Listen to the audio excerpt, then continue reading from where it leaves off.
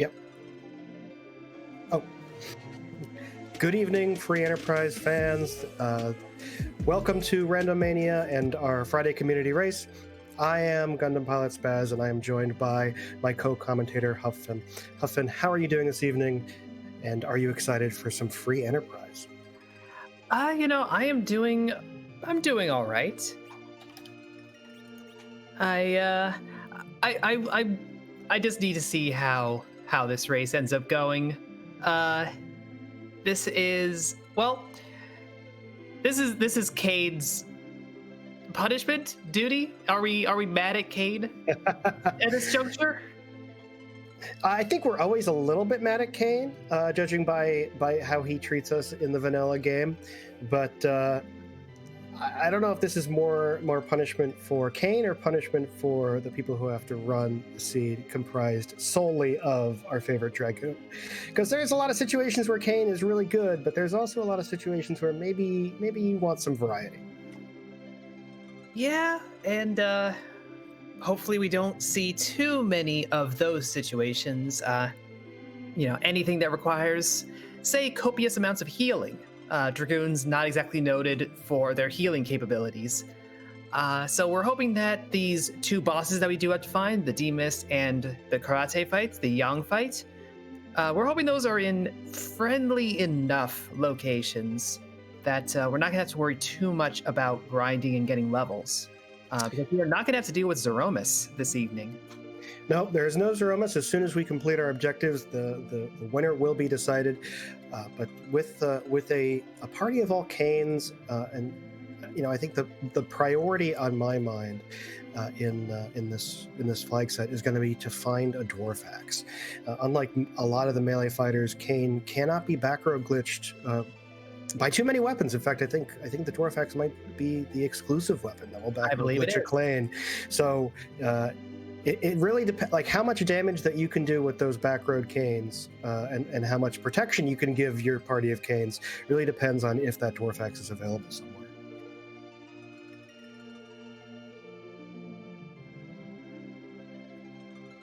Yep, well, it looks like we are just about to send off our runners. We have, for our restream this evening, we have Sheep Launcher, Neon Gray, Poorly Drawn Bees, and Rumblefish82, along with a number of other community members who are racing on their own screens.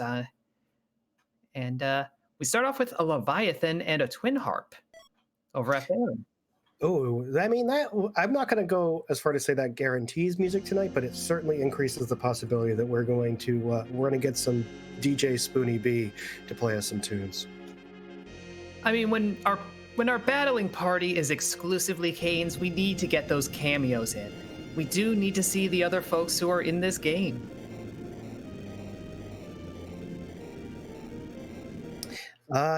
Do we, though? Do we need to see anybody? Because according to the name, there's simply only one character that matters tonight. Listen, I don't make the rules. I just don't. That would be really more Groundflyer, who is in charge of our restream this evening. I would say he's more responsible for the rules. So with a party of Kains, I think the key to start off is going to be getting some decent gear and some decent equipment. Kain luckily can use a wide variety of equipment between axes and his own spears and a good number of Cecil swords. So finding decent equipment for him is not going to be difficult. Armor, on the other hand, might be a little harder, but we have our T-Wildish flags on, which are going to make chests a whole lot more valuable, and S Standard, which are going to make shops fairly valuable as well. So I think we're going to see decent amount of looting and some shopping going on early game here. Absolutely. We already saw a crystal mail in one of the pickups. Not something Kain can use, but hey, it's good money. We also saw things like the flame spear, or the flame sword rather, the wind spear. And as I said, yes, Kain has a wide variety of weapon options. So even if we don't find, a great lance to work with, a great sword will do, and we'll carry them a decent way. Yeah, for sure.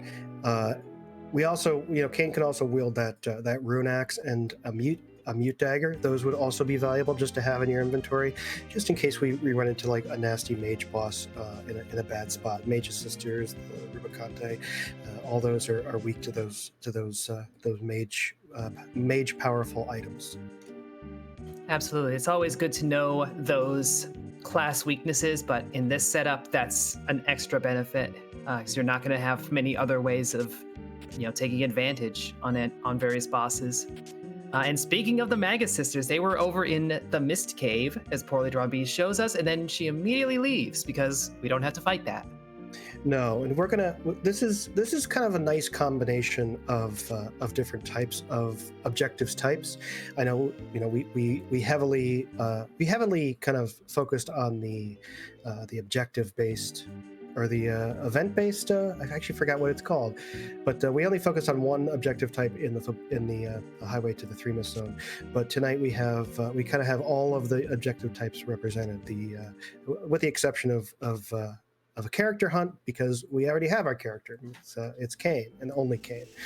But we're gonna find some bosses. We're gonna defeat D-Mist, and we're gonna defeat the Karate Man, and we need to complete the sealed cave. That's not just unlock it, which is a different objective. It's to actually defeat the boss in the sealed cave. We're gonna burn the village mist with the package, and we're gonna unlock that pass door in Troya. Now, because we're not fighting Zeromus, we don't have to go through the pass door. We just have to turn in that pass and have that door unlocked.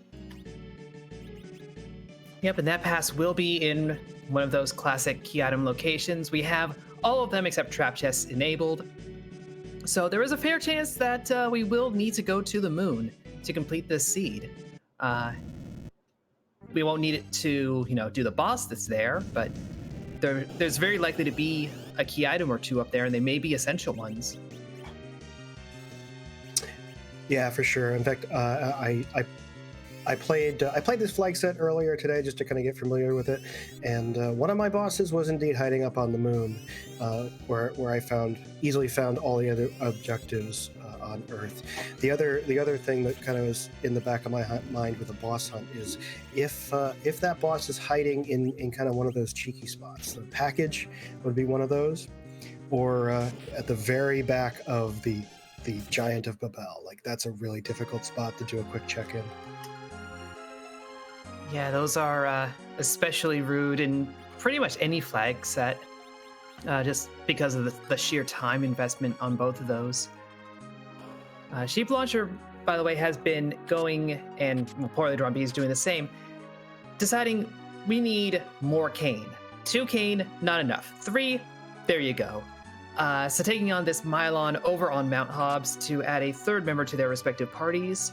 Rumblefish has been rumbling with that Fabul Gauntlet for a good few minutes. Neon Gray heading down into the Antlion Cave, not about to fade that.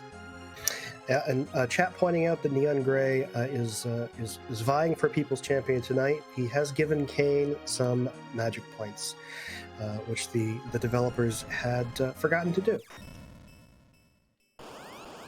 I mean, Kain doesn't get to use the magic points, but, he deserves some.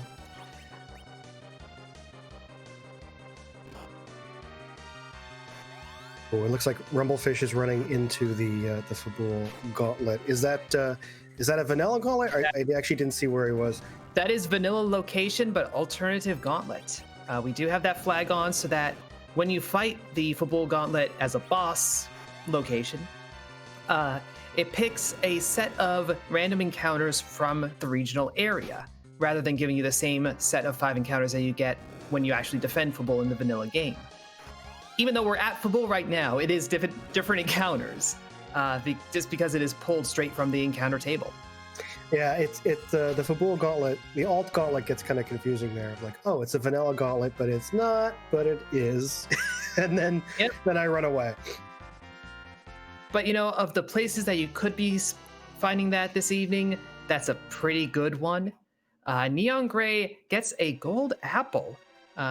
We are not going to be finding any apples in shops, so they're going to hold on to that and may desire it a fair amount.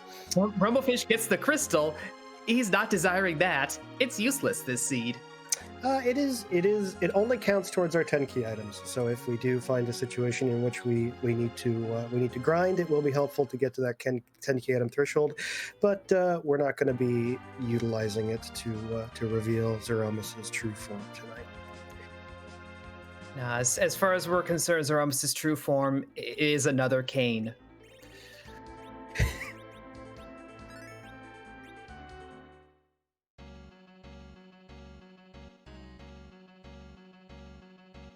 All right, so it looks like Neon Gray. They're climbing up hobs to get another Kain for their party, and over on B's side, she's doing some shopping, finding those star veils, which are going to be extra valuable in this flag set because we do not start with a kit.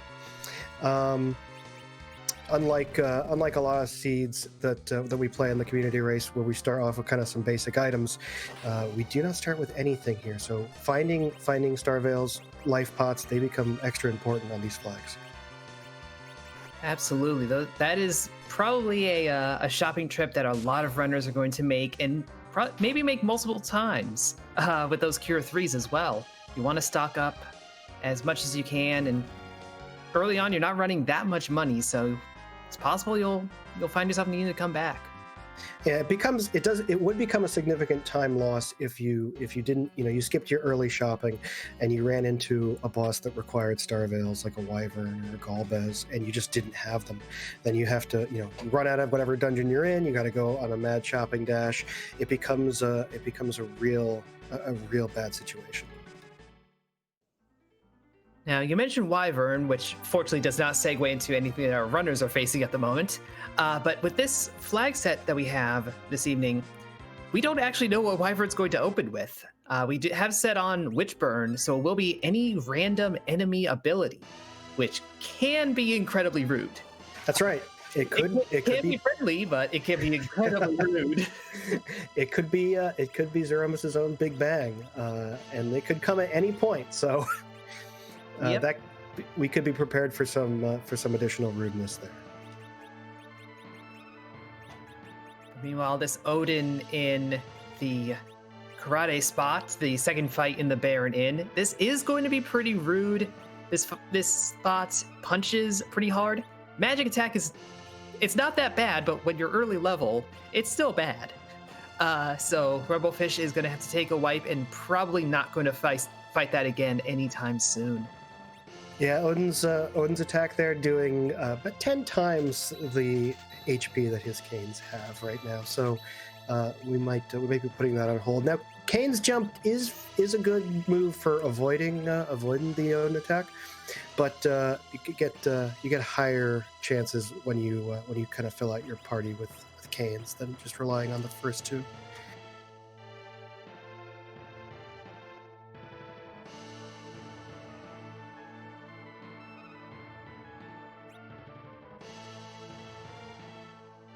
It looks like our runners are kind of going over the spots that previous runners have already covered. We see Neon Gray. They are going through the Fabul defense right now. Sheep Launcher will be following shortly behind, while Bees is finishing up that alt gauntlet. Some divergence here on Rumblefish's side, who's a little ahead of the other runners. He is going to be going into the Cave Magnus and giving us our music check. Absolutely. Our runners are really pretty low on options. It's between this and Mount Ordeals for getting some progression. We did see Rumblefish pick up some vampires out of Troya, which is a very smart move. It's a good way to, heal your party, which is going to be something that's a little harder to come by this seed. So you take those. Yeah, and Mount Ordeals is not a terrible check when we have a boss hunt in play, right? Because it's a long check with that cutscene there, but you get a key item and you get 3 boss checks there. So I expect probably if the runners to check it soon. Especially since no one has underground access as of yet. Indeed. At least the plus side with Cave Magnus at this point, and with this party, no matter how many Kains there are, they don't have MP because they don't cast spells, which means that the high magic defense here is basically irrelevant. Yeah, that's true. The whole point of Cave Magnus is to nullify your mages. So having a party of Cains, it makes this place kind of a cakewalk.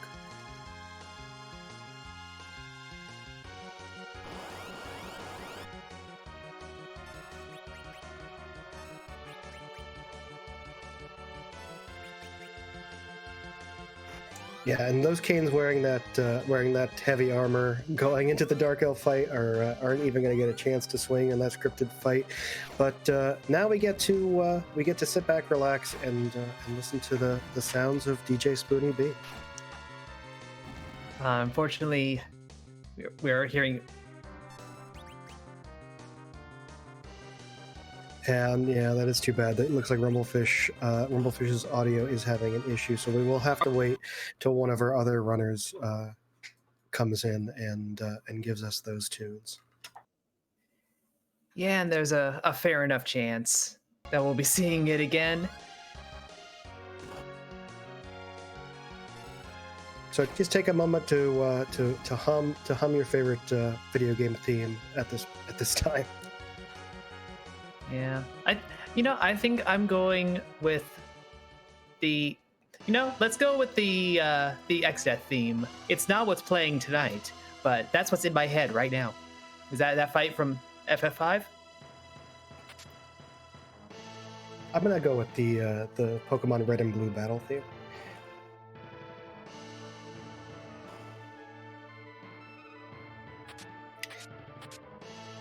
But the only thing waiting for us in Cave Magnus is the Dark Imps, and it looks like Rumblefish has a stack of coffins, or at least one coffin that he picked up along the way. Yep. So one is already dead, and the rest of them will soon be following. Yep, that coffin was actually courtesy of Cave Magnus in a chest 2 or 3 earlier. So I would not be surprised if all our runners end up nabbing it in their travels.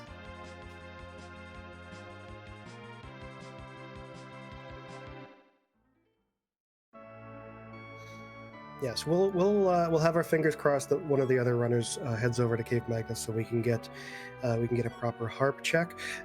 Meanwhile, Sheep Launcher is going to be climbing Mount Ordeals and getting those 3 boss checks. Of our required bosses, I think, who would you prefer to see up here, Huffman? I mean, the correct answer is Karate at the back attack. That's simply the correct answer. Oh, and do you want to explain to everybody why Karate in the back attack spot is so special? Well, it is canonically referred to as the kick heard around the world. The script for the Karate fight, as well as for Odin, the enemy kind of lunges at your party, which involves them going from the left side of the screen to the right side.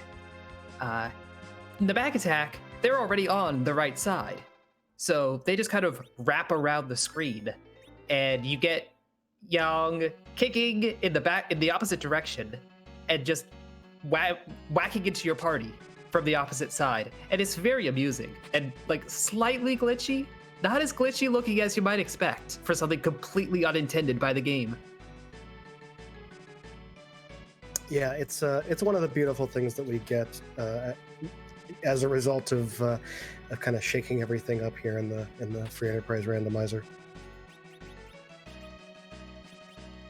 But Sheep Launcher first encountering a water hag in the first boss spot, quickly dispatched. It just needs three hits of any type, and he is gone. And CPU in the back attack spot, which is kind of an unfortunate fight at this point. Yeah, it's not terrible, but this is one of those fights, well, depending on where CPU is, that you really want to have a dedicated healer just to keep up with the attacker node. You're probably going to be okay here, but still, it's a free enough fight. Yeah, I always say that the CPU spot a CPU fight is always doable, but always annoying at the very least. Oh yeah, there are plenty of places where it is a guaranteed victory and a guaranteed slog. This is, of course, assuming that you have sufficient healing and sufficient strategy. Yeah, here we are going to be relying with the party full of Cains. We're going to have to rely on potions and potions alone for the healing, and when that miser's doing damage to your entire party, that could be unfortunate. Also unfortunate, Globe 199, which will happen if you kill the attacker and the defender node before you knock out the CPU.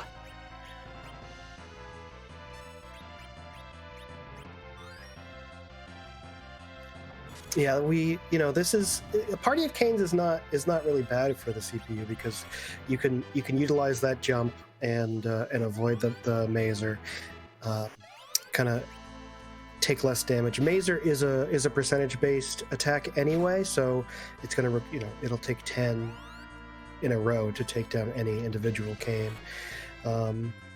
So again, the fight is not overly difficult. It's certainly doable, but it's just going to be slow for everybody. Yeah, Poorly Drawn B is showing how seamless it can be with the right approach, getting through that CPU. She will be the first into the crystal chamber. Yeah, arriving at that boss after Sheep Launcher, but getting through first. So that's that kind of puts her at a decent advantage here.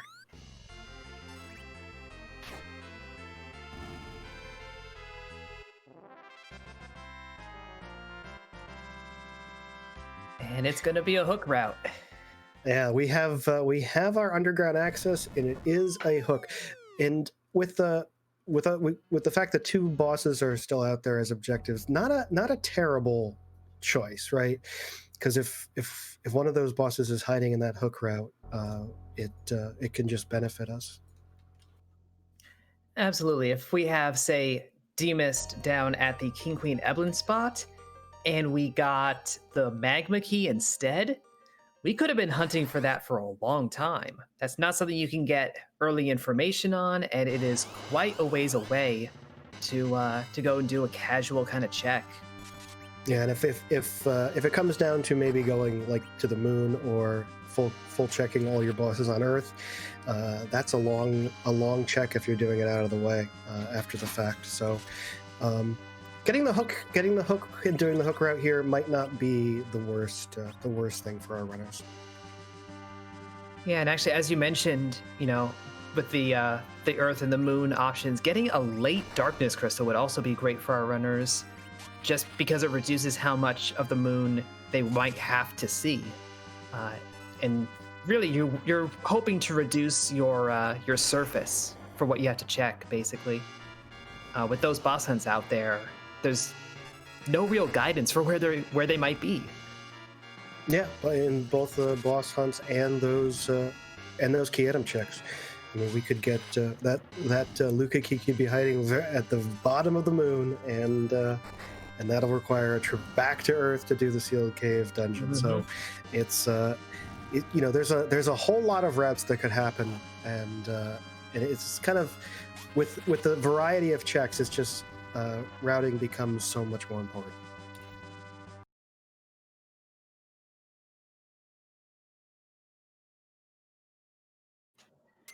Yes, that is Poorly Drawn Bees and Neon Gray both through with the Mom Bomb fight. Sheep Launcher right behind. Rumblefish about to duck in.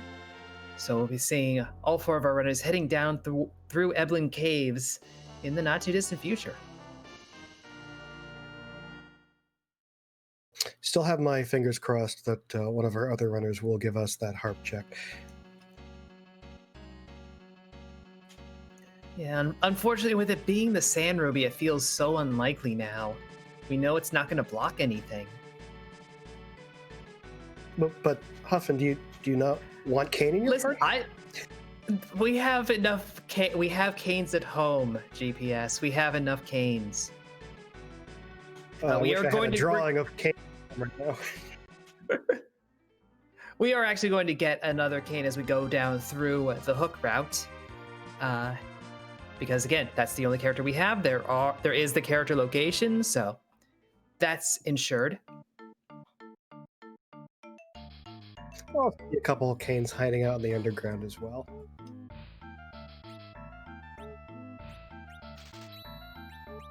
You could say it's Canes all the way down. You could say that, and you would be correct. That is how it works.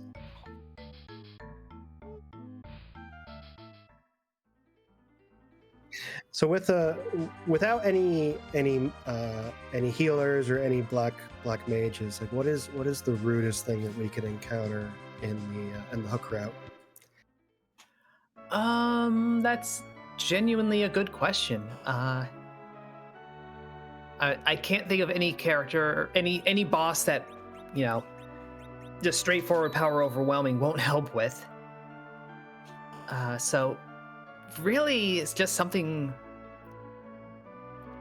kind of fast, really. Something that our runners will have to grind to get past. Yeah, I think maybe a Kainatsu in that spot. Already a rude, but with no way to cast like a Cure 2 and heal your whole party, relying on those individual heals, it's going to be unfortunate. I think that Canes with a couple decent weapons will be able to do enough damage to make those waves manageable, but without like that initial heal after the first wave, it's gonna be rough.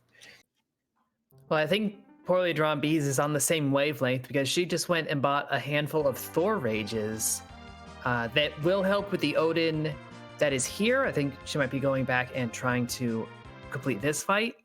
But you do want those J items for, the Kanazo, for those moments where you need a specific element or just AoE in general.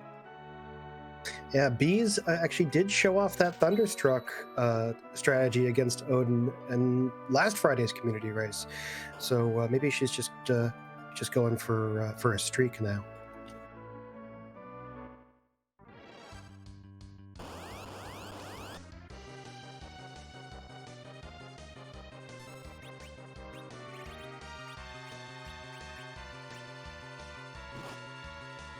I'm not terribly surprised that we see now Bees and Neon Grey going and doing the Baron in fights again. Sheep Launcher doing the same. They know how rude the hook route can be. There is a certain desire right now to grind and just get a little extra safety on your Canes, just in case it is terrible. I'm a little surprised Bees didn't try for any of the trap chests in the Evelyn Castle. She bailed out kind of early for that. Those would be a good source of experience as well, if you're able to take on those fights, which are much easier if you've got an hourglass of any sort. Or a handful of Canes. I mean, they make it easy too, but hourglasses solve all your trap chest problems. Yeah, and honestly, I haven't been paying much attention to how our runners have equipped our Canes, but Ogre Axe or Rune Axe in tackling those trap chests in Castle Ebla makes those pretty easy. Those Mad Ogres being like the scariest thing there, and either of those axes make them very doable.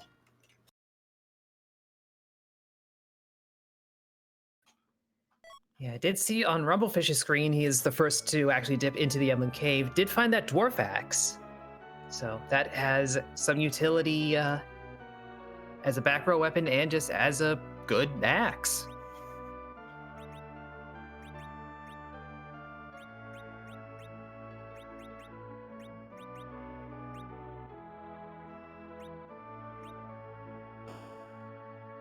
All right, so Rumblefish is going to give us our first look at what character is hiding here on the hook route. It's Kain. Oh no. We got some of those. More importantly, it is guards of some description at the Rubicante spot. I believe both the Kaipo and Baron guards would be using the same sprite in that spot. If not, then it's the Baron guards. Either way, it's not going to be a terrible fight.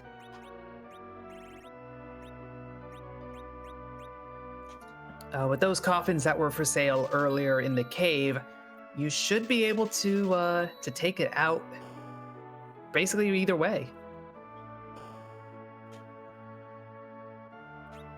As I recall, both sets of guards are weak to instant death, so just knock them out. Yeah, neither set of guards has the boss bit, so you can throw a coffin at them, throw an hourglass on them to stun them in place. Use any combination of those kind of tactics, and they're pretty easy.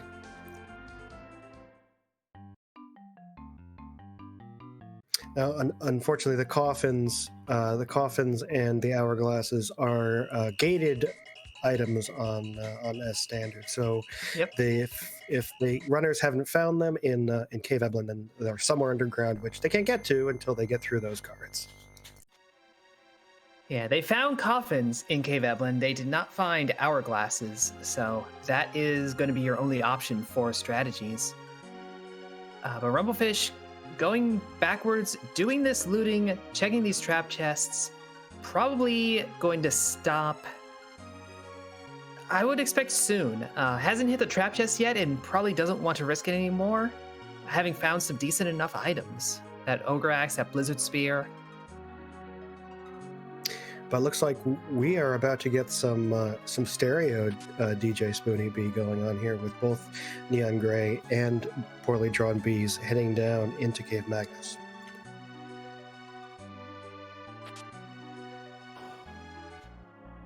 Yep, we know it will not give them the magma key they are probably hoping for, but it will give us the music that we're hoping for.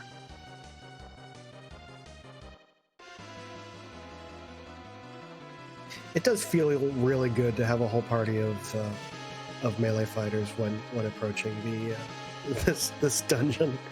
No kamikaze on your Tella in this instant.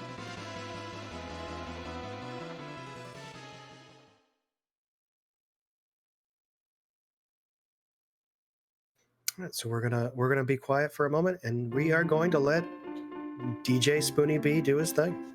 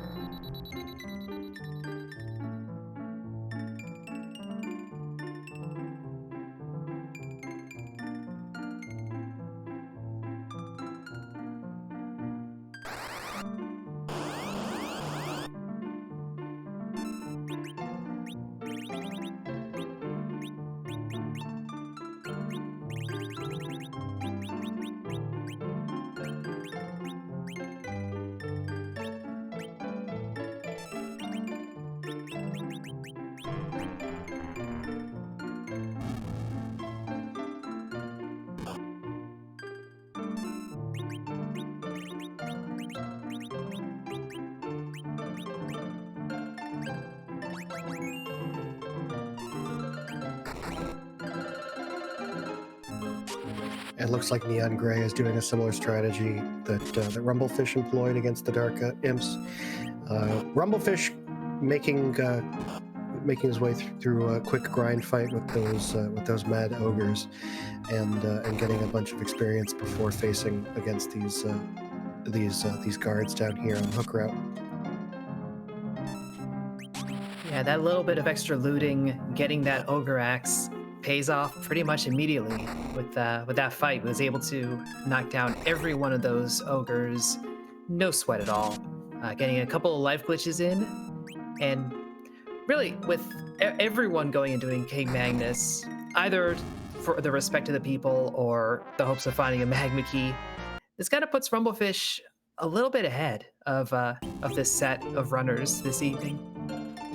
No, certainly. I mean, the fact that he got this dungeon out of the way before everyone else did still was nearly neck and neck with them and at the top of ordeals. Kind of showed exactly how ahead he was.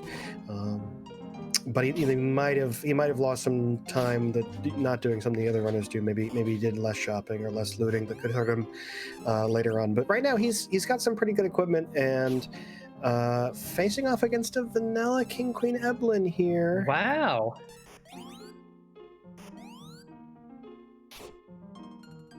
Ground Flyer channeling his inner Dathis for this one.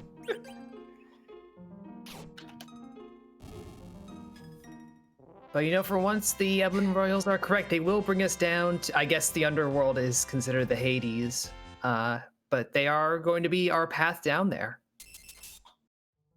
Yeah, I mean, with King Queen Eblin here, which is essentially a scripted fight, and then those guards after them. This hook route is very free. It is not the rude Kenatsu that we were kind of hoping for, and so everyone is probably going to be underground very soon.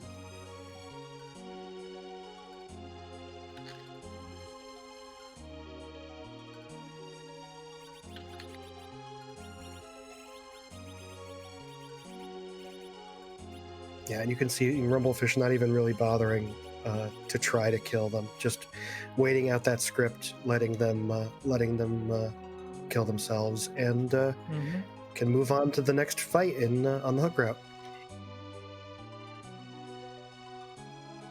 Yeah, when you have free bosses on, if you defeat the king, the queen will immediately, on her next turn, immediately disappear as well.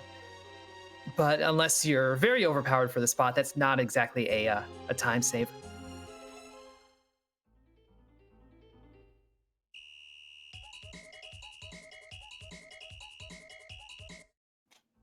Yep, it is just indeed the Baron Guards. So that's 2 coffins, and you're on your way.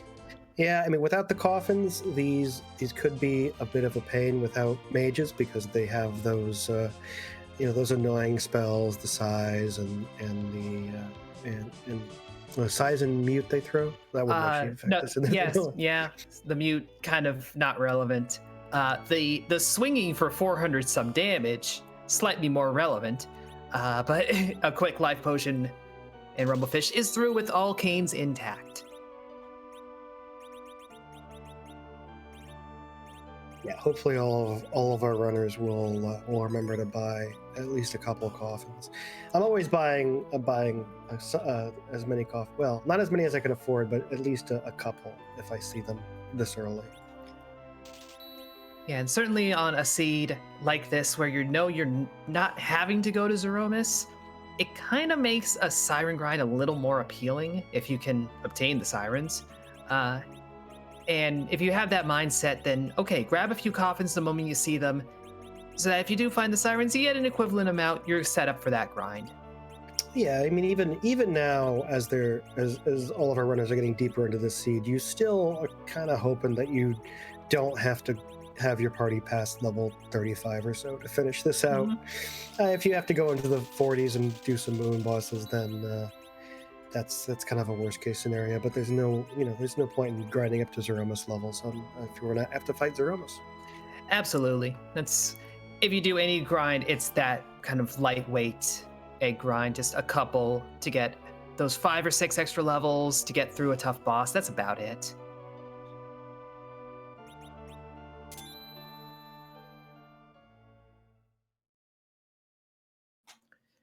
But it does seem like everyone is using that sand ruby that they obtained. You might as well. If you invested the time, might as well get the reward. It's another Kain.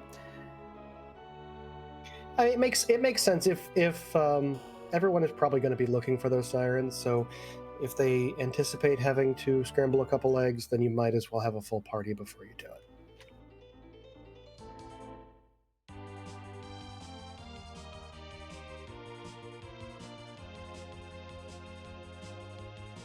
And now Rumblefish is going to give us our first look at the free key item here in the Fey March.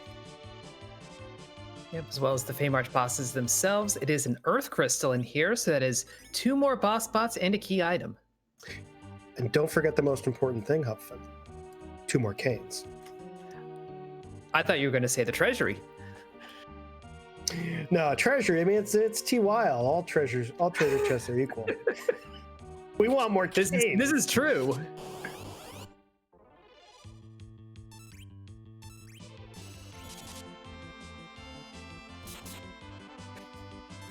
But see, when you put it like that, we're implying that all of the Kains are not equal, and I will argue that Pink Kain is best Kain. So I won't. there's my line in the sand. Oh, and there we go. Neon Gray is pulling a dwarf axe from that chest. I think they might be the only one who actually went and did that looting. At least I didn't see anyone on anyone else's screen. Rumblefish did grab that, did check a number of those chests, and did just find the D-Mist down at the Leviathan spot. So if you were thinking about how do you set up a grind, you might want to set up a grind. Yeah, I think that as you said earlier, that the worst thing for arcanes would be a boss that's fast and punches hard. Well, D-Mist at Leviathan is both fast and punches hard. And being the obligatory tutorial boss, there are times you just can't hurt it. So that just makes the fight even longer. Yeah, and it's a D-Mist in a rude spot with the mist phase like that, it can sometimes be welcome. It can give you a chance to throw some heal spells on your party, but relying on potions to heal up your Kains is not going to be as fast. So it'll be Absolutely. A welcome respite, but it won't be. I don't think it'll be enough to keep everyone alive through that fight. The upside is, at least if I'm remembering correctly, the jump command I don't think activates the cold mist. I think that just is a counterattack off of attack. So if that's your approach, you won't have to worry about that bit. Granted, it's been a minute since I've actually used Kain against D-Mist. So no, yeah, I believe only the fight command is going to activate the cold mist. So we're not gonna be using Bacchus wines on our Kains, unless as Possum Morpheus is alluding to in the chat, that there are unihorns available somewhere. But I think that illusions are probably going to be a much more better strategy, and then jumping just to stay away from those punches.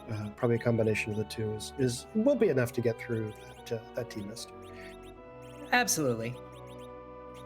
But still a fair chance that is going to be one of the last objectives that we do on this seed. As Rumblefish goes up the Tower of Zod, not even bothering to save before taking this first fight, where it's Baigen.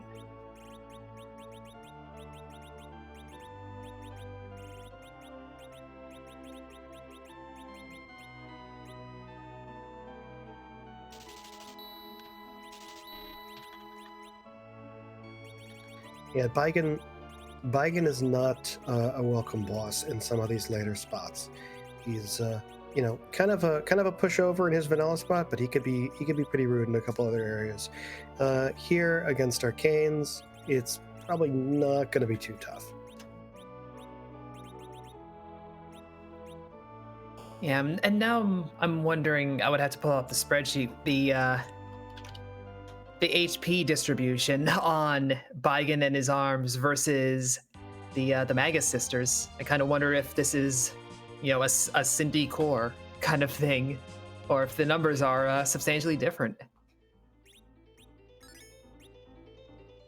Yeah, there are some interesting ways that shared HP gets divided up in those spots. So that's a good thought.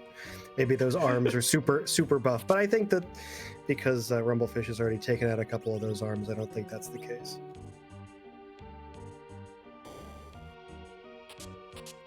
Yeah, that's the sort of thing that as you get into the higher and higher skill players, they just have that kind of stuff memorized, or at least a strong enough intuition for it. So someone like me, my strategy is just flail at the core until it goes away, and then hope the arm doesn't explode, which it does not for Rumblefish, so good job for him.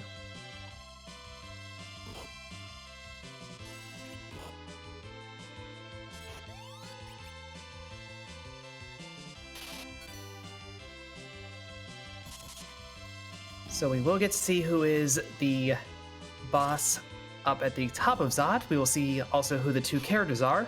Spoiler alert, it's Kain. And hopefully we'll get the key item out of this as well.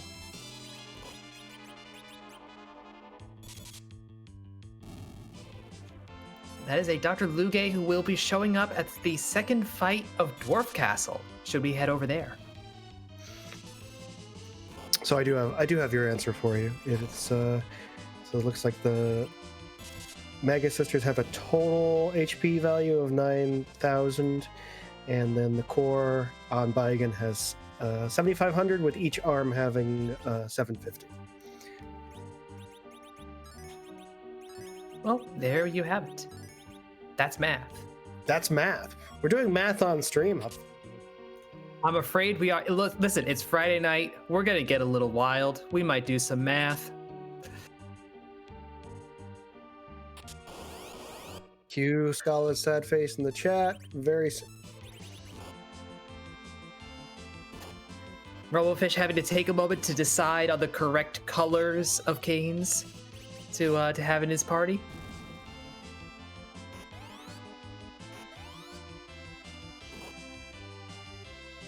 Looks like Bees is doing some grinding in that Castle Eblin. And no, go ahead. I was gonna say, honestly, not terrible fights to be dealing with this group, and should be a decent chunk of experience, possibly a good loot drop as well. Again, no key items out of the trap chest, but they are probably going to be a little higher quality. Yeah, crystal sword. That we can't use it, but it's high quality. We might be able to find a Cecil. Don't I'm not gonna rule that out yet. I'm gonna roll that out. Okay, fine. I'll just be here in the corner. Anyway, here's Golbez. Boo! I mean, Golbez does show up in the Tower of Zot in the vanilla game, so. Yeah, that's valid. Yes, I wonder if Bees is going to be a little bit angry at herself for taking that extra time to grind when she sees exactly what bosses are waiting for her in the hook route. Maybe a little, just because you didn't need it now, but there's a fair chance you're going to want it later, and certainly now that we know where Demist is, every bit of grinding is appreciated at this point. That is true. Yeah, that is true. That once all of our runners realize where Demist is, it's really going to be.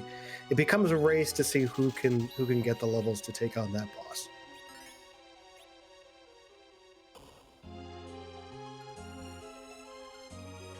Oof, Golbez at the Valveless spot is apparently not a very friendly fight. Rumblefish is going to give it another go. Does Rumblefish have Star Veils? I believe he does. I genuinely don't remember. I believe we saw Bees pick them up, but I don't remember if anyone else did. They were available over in Fabul, so all of our runners have had the opportunity.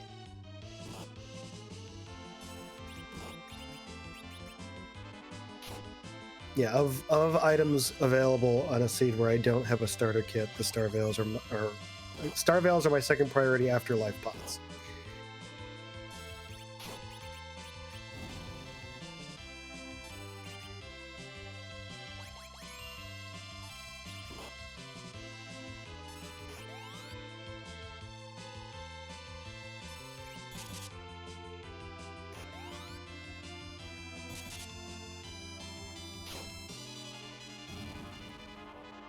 Yeah, Commander Leonhardt pointing out that the reason why that Valvala spot has such high magic attack is not because Valvalis herself, uses any offensive magic. She's really only casting Weak and Ray, but the developers wanted to make sure that those never missed, no matter how high your magic defense was. And we see that kind of clever statting, and like the Evil Wall spot has a similar high magic attack for just that reason as well.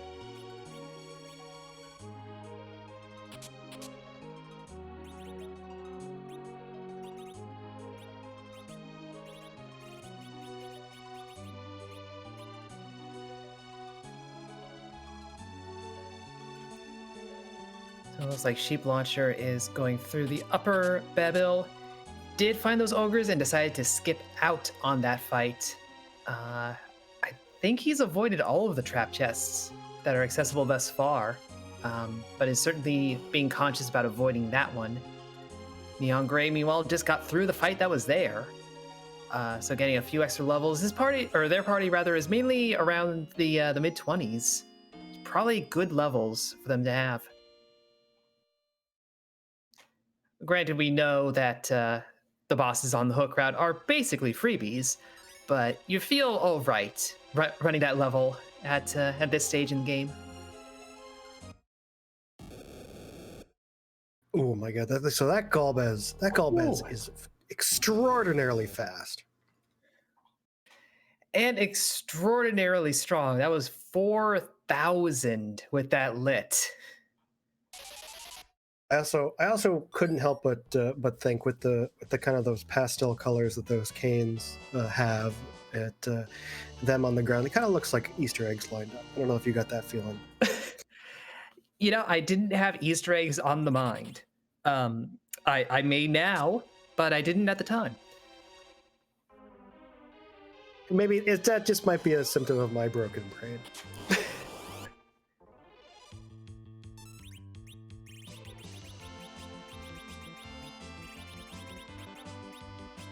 Candy canes. Thank you, Scala. I think we're done here with that one.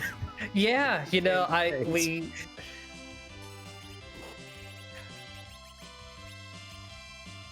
sometimes you just hear a thing and you're like, man, I wish I thought of that.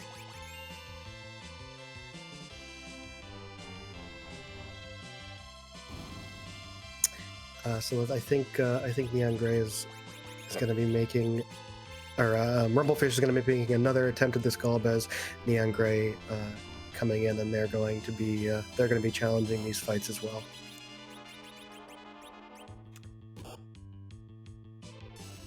Oh, I'm sorry. I was in the wrong similar looking dungeon. No, Neon Gray still has not gotten underground. No, but I think those save rooms that are in Upper Babel and in the Tower of Sod are identical. They practically are, yeah.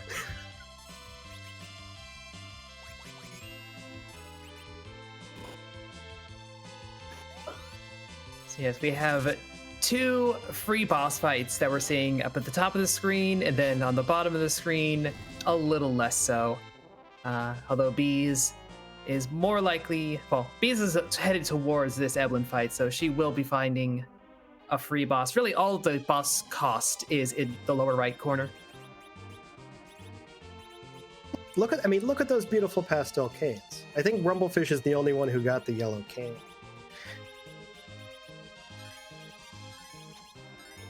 You know, I think so.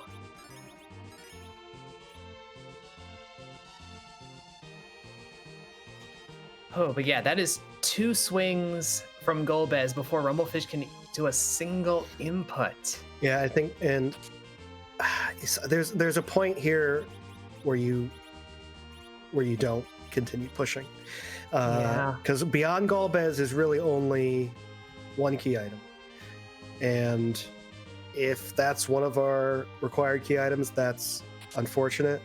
I know I did see, I think there was a cursed ring in Cave Eblin, so maybe not everyone got that. That could do some agility anchoring. You could also go and swap out one of your leveled canes for a level 10 cane, which would have a lower agility. So there are options here to manipulate your agility, even with only cane available.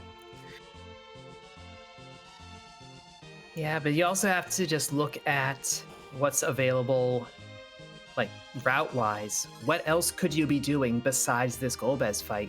We have the Dwarf Castle available. Could be kind of rude. We know Dr. Lugay is the second option in that fight. We have the top of the tower, the other tower, the Tower of Babel. Granted, you'd be doing it without Tower Key, and that's a little questionable of a play for a lot of runners, but it's there. We know it's a Lunar Sparkle.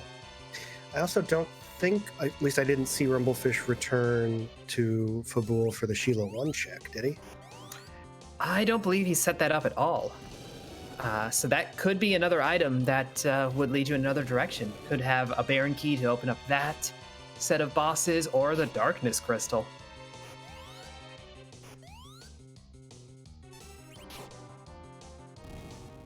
And actually, looking at Rumblefish's setup, it looks like he does actually have the yellow Kain is a level 10 Kain. So without a cursed ring, this may be the best agility setup that he could hope for right now. Meanwhile, Sheep Launcher took a wipe to the guards. I don't think he had any coffins to make this fight easier. Neon Gray, I don't know if they have any coffins, but they're definitely not using them at this moment. I think Bees did pick up some. I saw her doing a fair bit of shopping in Evelyn, so she may have an easier time with this. Yeah, there's a stack of coffins right there. Okay, so Solaris is pointing out in chat that indeed Rumblefish's center Kain is level 10 and has an Ogre Axe and a Curse Ring, so pretty much the best agility that he could hope for. It looks like at this point he's repeating the fight, hoping that eventually Golbez does not kill that top pink Kain and and get that Star Veil off.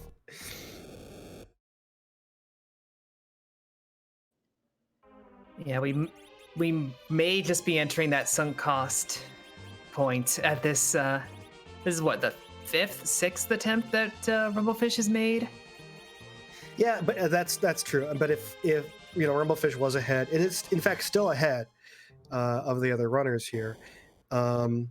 So, I mean, he doesn't realize that, but he does have the extra time. So there is that fact. But if there is something super valuable up at Zot, which I think is why he made the decision to run to Zot and skip like the free Sheila check, then he's going to be even further ahead. So that has to be in his mind. It's also with that low level Kain, I think of all of our runners, he's probably the best suited to take on this fight right now. So there's also that. So it's a hard decision when you know you can beat a boss, but it just isn't working out for you. It's a tough decision. Absolutely.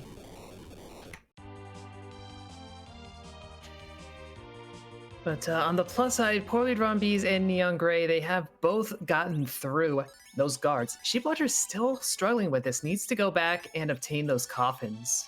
That's really his best option, but he may be able to just slug it out. Yeah, I mean, I was maybe he didn't check the item shop, or maybe he just can't afford them at this point. But doing even a little bit of looting should afford you too. So it is possible maybe he just missed the coffins and doesn't know that they're there. Or it's also possible Sheep Launcher just might not be thinking that coffins are the strategy to go with here, which is certainly possible. A lot of these boss strategies are they're varied and they get it's very easy to get them mixed up and lose that. So community races have runners of all skills, and some of them just in the under the gun, even skilled runners can forget some of those strategies.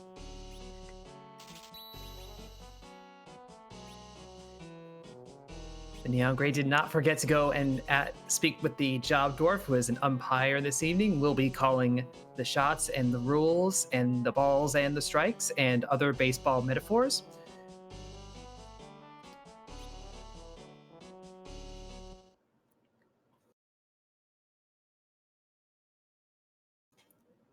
And speaking of go ahead. No, please, you started.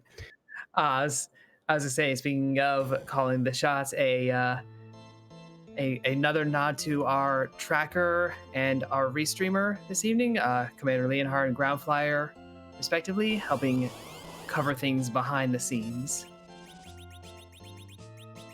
Rumblefish, finally, after all those attempts, had the pink Kain survive, was able to get the Star Veil off, and very quickly get through that Golbez, and is rewarded with a big whammy. Only a flame whip for a character who will not be appearing in this scene. That has to hurt. That is a visceral pain. Yeah, so it'll be interesting. I think Rumblefish still is still one dungeon ahead of Neon Gray here, and is a little bit of ahead of Bees, even though Bees I think is really probably going to finish Dwarf Castle first. So, but after spending all that time in the Tower of Zot, definitely has to feel way behind. And so the decisions that he's going to be making here is going to be from a runner who feels like they just threw a bunch of time away.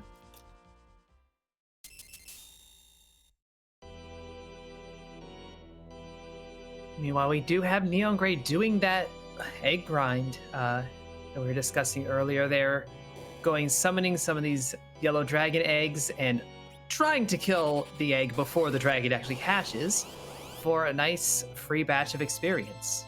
Yeah, where were the sirens? Did you happen to catch where those were set for sale? I didn't actually catch where they were for sale, but they definitely were because they have a stack of them. Quite possible they were actually in Tamra, knowing that Neon Gray went down there.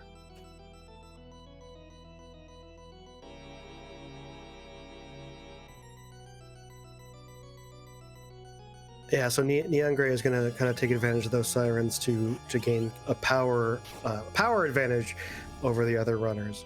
But with Bees almost through Dwarf Castle and Rumblefish entering that Bahamut fight, depending on the key item they pull from there, they may have the routing advantage coming up. And Sheep Launcher, meanwhile, is still slugging it out with this Baron Guard, but is getting there. They are not taking very much damage per attack from that guard, so that Kain is going to live.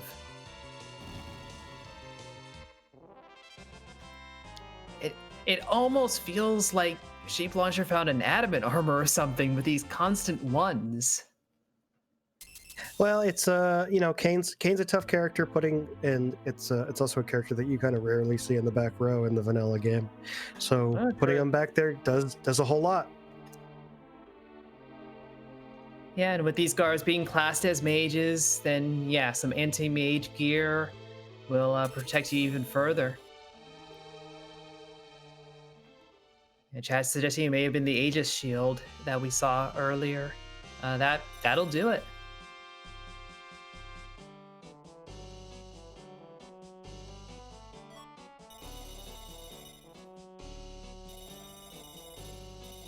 But that is just a Bahamut summon coming out of the Dwarf Castle visit. So, money, but not progression. And we are really low on options on that front. No, it's coming down to the top of tower, which still might be a decent fight. I did not see. Well, it looks like Sheep Launcher will be able to give us a look of who's up there. I'm sure Chat was able to catch it, but it was a Lunar Sparkle. Oh, it's a Lunar Sparkle. So we have we almost we have one of 5 options that it could be. So that's fun. Yeah, Sheep Launcher briefly forgot what floor you have to be on to see that. I have a feeling he's feeling a little flustered with all of that struggle getting through the guards. Oh, for sure. And then Feymarch with that very scary Demist in the Leviathan spot. And the Queen spot, was that Calbrina in the Queen spot? I think that was another Lunar Sparkle. Oh, it was another Lunar Sparkle. If I recall. Yeah. I did see Calbrina somewhere, but maybe I'm confused. That was Baron Inn. They were handled a fair while ago. Being the first fight at Baron Inn, that's actually a pretty weak spot. Yeah, especially in their individual doll mode. Yeah, our Commander Leonhardt on tracking is confirming the Sparkle at the Asura spot. So that also could be something extremely rude if it's an Ogopogo or the D-Lunars are already gone. So at least that's some relief. D-Lunars and Pale Dim have both been spotted thus far.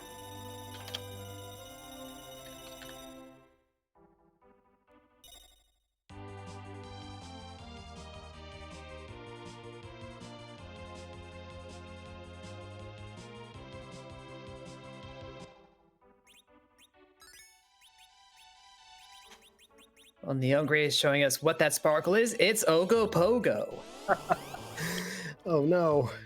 Is that a commentator's curse? When it's Ogopogo at Ashura, everyone's cursed. That's true.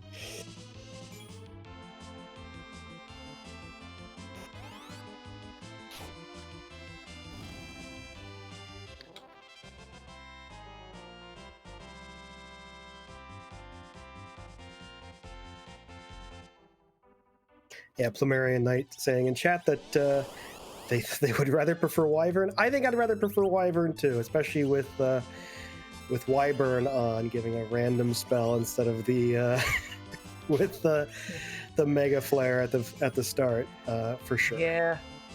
Imagine if it's Wyvern at the top of tower, it shows up, and the spell that it does is Retreat, which can happen. The world's freest fight. I have never seen that happen, but now I will make it my goal to see that one day. It's very amusing and also very confusing initially. Well, Wyvern is very confusing overall.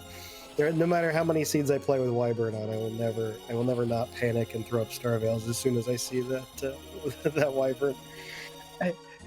Yeah, case in point, we've been mixing up Wyvern and Witchburn back and Have forth we? Yeah. as we've been talking about this flag. I do the same thing.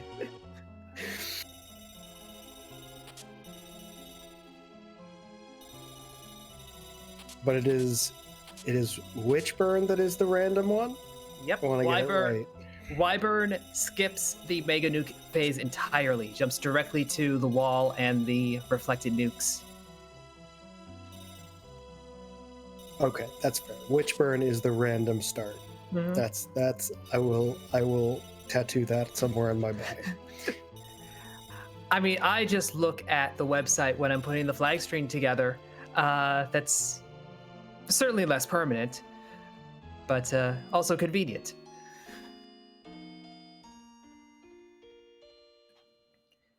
But Rumblefish is not going for the convenient option. This is Demist at Leviathan.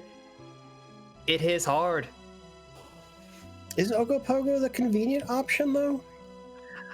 The convenient option is the sparkle at the top of tower, now that you know where Ogopogo is. That's true, because now it's pretty... I mean, if it's Wyvern, that could not be free, but otherwise, Pale Dim or a Plague is pretty free up there.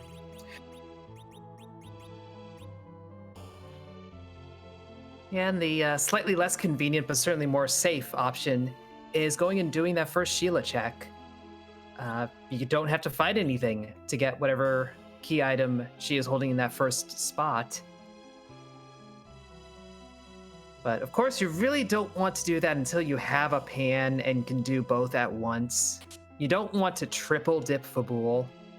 Several runners don't even want to double dip it if they can manage it.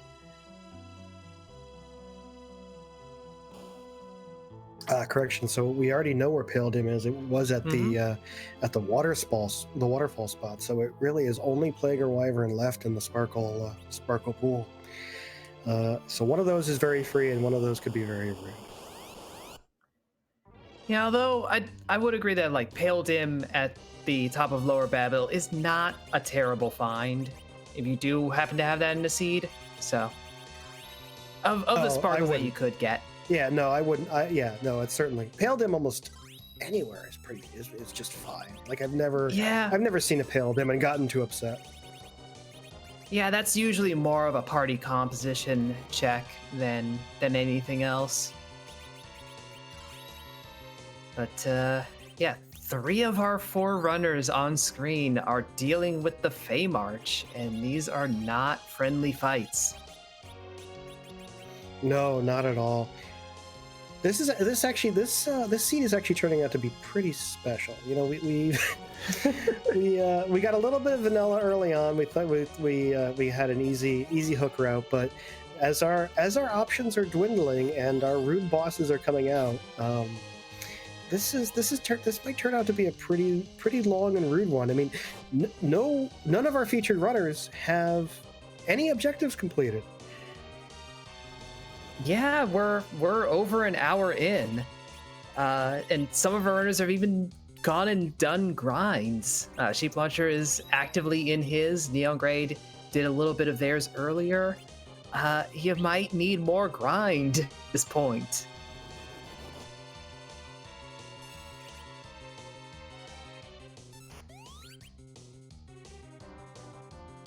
Let's see if Neon Gray took another wipe to Ogo, and we'll see if they are going to make another attempt. Yeah, Neon Gray not wanting to face off against that D-Mist. I mean, who can blame him?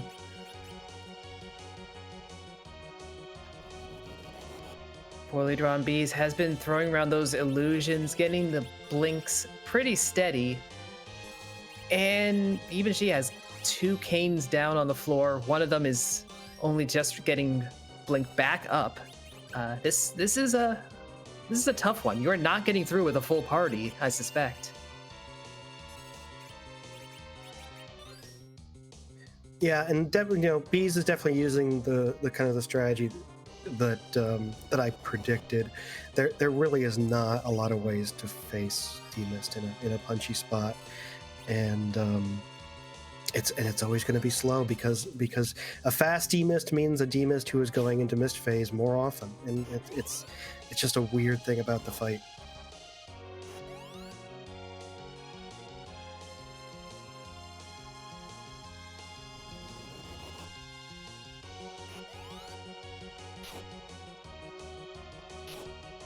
There's a lot of rudeness going on the screen right now. Oh, absolutely. Yeah. There's no other way to describe it, really. It does seem like one thing that's been kind of helping Neon Gray with their Ogopogo fight, they do have Cure 3s kicking around, and one of those will top off any of those Kains and help avoid, getting caught under another big wave.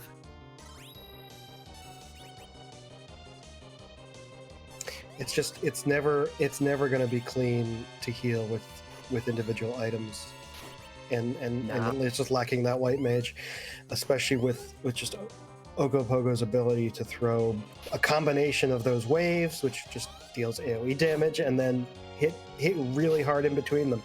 It's a bad situation to be in, and there's no way around it on this flag because you really only have the one character. I forget which one. I believe it's probably Kain. Yeah, I think so. Kain.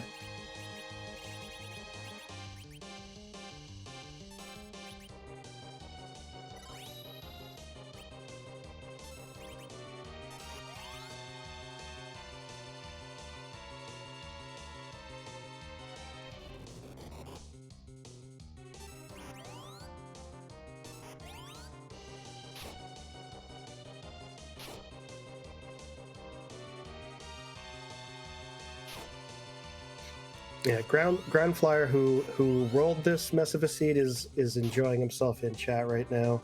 I'd like up in the commentary booth. I would like to tip my hat to him for bringing us this wonderful entertainment. It is rare that we get this many rude fights on screen at once. But Sheep Launcher appears to have decided on option C, is climbing the lower tower of Babil, going to take on that plague/wyvern. Could easily be just as rude up there, let's be honest. But it could be a safer fight and may actually be the right one for progression. I am a little surprised that no one has done the Sheila 1 check. And that might be my, I always like to do my freebies. And I kind of learned that, a rude pan can delay that check way too long. But I'm just shocked that none of our runners have done it. I mean, I understand the strategy of delaying it a little bit, but with the rude bosses out here, just I would run and check it before taking on Ogopogo for sure.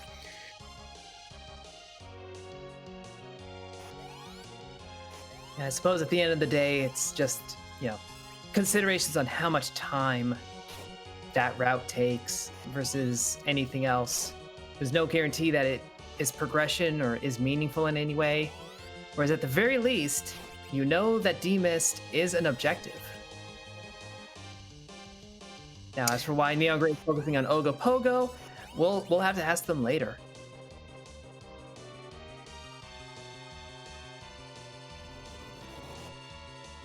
But Sheep Launcher finds Plague, gets a Star Veil off before the count can begin. So Plague has to the count of 10 before they are gone instead.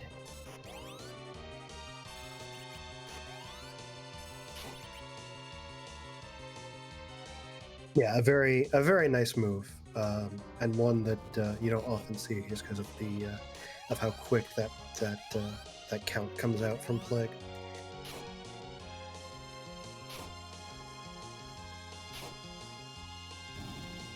Of course, it's ultimately is not going to. That's not going to be the thing that kills Plague, but it does make this fight a fair bit easier because, as we're saying, it recasts over and over. And finally, Poorly Drawn Bees is through the Demist fight, is not only rewarded with our first objective of the evening, but with a Darkness Crystal. Demist was definitely the play for progression, and we get the extra key item check on top of it. That's A plus, and A, applause to Bees for being our first runner through that fight tonight. Yep, that could not be a more required demist, unless, hey, every other objective can be completed on Earth, and it's not looking likely. We are going to have to use that sooner rather than later. Meanwhile, the Ogopogo fight didn't actually give Neon Gray anything of interest. And the Plague fight at the top of the tower just gives you a magma key. So, nope, demist is our gate. Yeah, what was the reward for Ogopogo? It was just an item. Didn't actually see. It wasn't even a key item. Wasn't a key item. Life staff. Oh, life staff will help us once we find a white mage. Spaz. Yeah. Yes, Huffman. Nothing. How can I help you? Okay, that's fine. How about you try to help these runners? I think they need it more than I do now. So, Poorly Drawn Bees is jumping into the Ogopogo fight now. Instead of taking advantage of that Darkness Crystal, I don't blame her there. Moon can be pretty scary.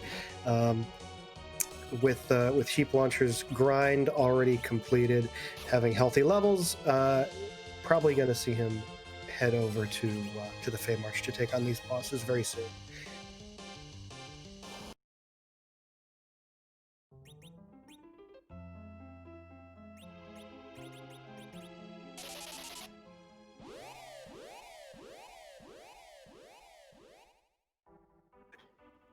Now it looks like Sheep Launcher's first stop is over in the Dwarf Castle. Bees has... I actually didn't notice if she finished the Ogopogo fight or bailed from it. Either way, you're done with the Fey March at this point. Yeah, that's also something I forgot, that Sheep Launcher was grinding when the rest of our runners were pushing through the Dwarf Castle fights. So he has not actually checked Dwarf Castle yet. So looks like he's gonna go through the Dwarf Castle boss, get his big pile of nothing, and then go into the Fey March, most likely.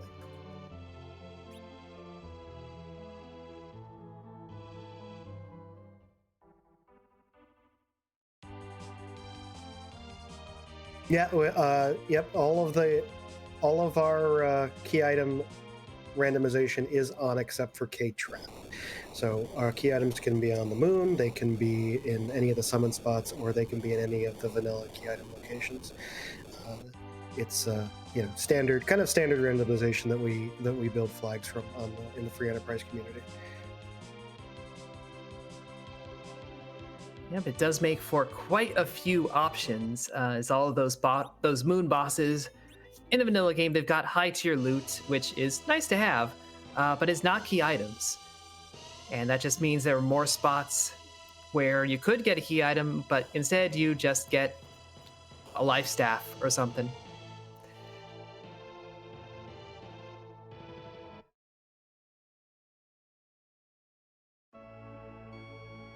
And as chat is getting kind of a closer look at these flags, Plumerian Knight is noticing what I didn't notice until I was deep within the sealed cave when I was running these earlier, is that trapdoors are on in a required sealed cave, which means in order to get through that cave, and you have to go through, I think it's 5 required trapdoor fights. And if you're not expecting it, that's they can be annoying. Yeah, they definitely can be.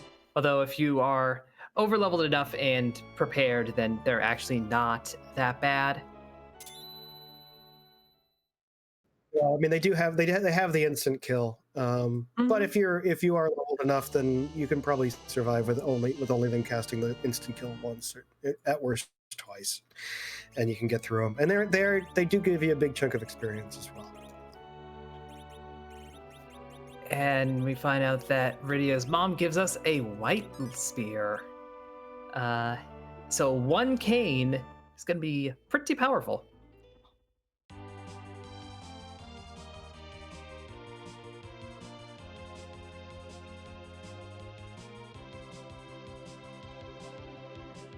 Definitely not going to be throwing it away. Well, no, we don't have edge. But would have liked to see a package there. That would have been a nice, convenient bit of routing. But we'll have to keep digging for it. And folks asking about the treasury, since we have obtained the Earth Crystal, nobody's actually gone and checked the treasury. As we said, this is T-Wild, so all treasure is equal potential. I won't say equal quality, because there is some better stuff.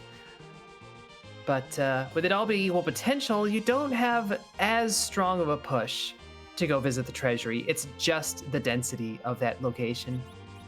So if you're feeling all right about your equipment, you would go just to sell stuff.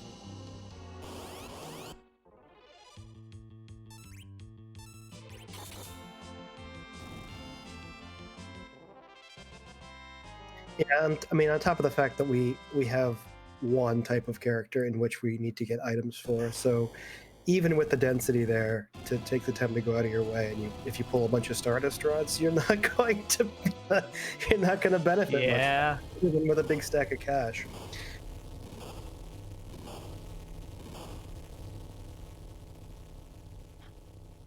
Yes, bees went to the super cannon, found Kanazo, immediately erased the turtle. And Rumblefish got erased by the plague. Did not get a star veil off before the count started, so his crew is just down and out.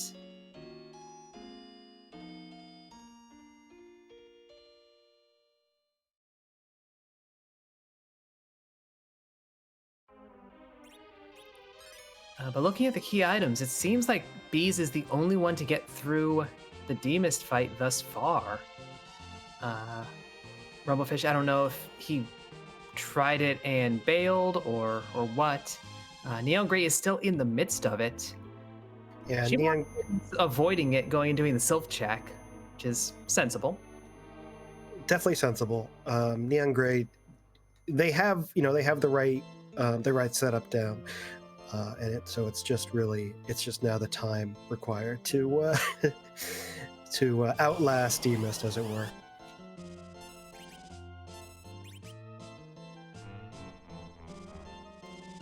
I guess Rumblefish had been fading Antlion this whole time, and is now going back to take on these D-Lunars. They will be gone very quickly, and the reward will not change its direction.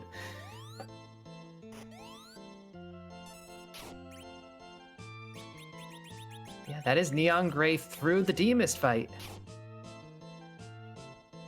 So now 2 of our featured runners have a single objective down at 1 hour and 22 minutes into this seed, which I'm going to be honest, when I first looked at the flags, when I was checking them out earlier today, I looked at them and said, you know what, this is probably going to be a fast set. But my own run through of this was not, it wasn't as rude as this, but it was almost like, it was more than 1 hour and a half.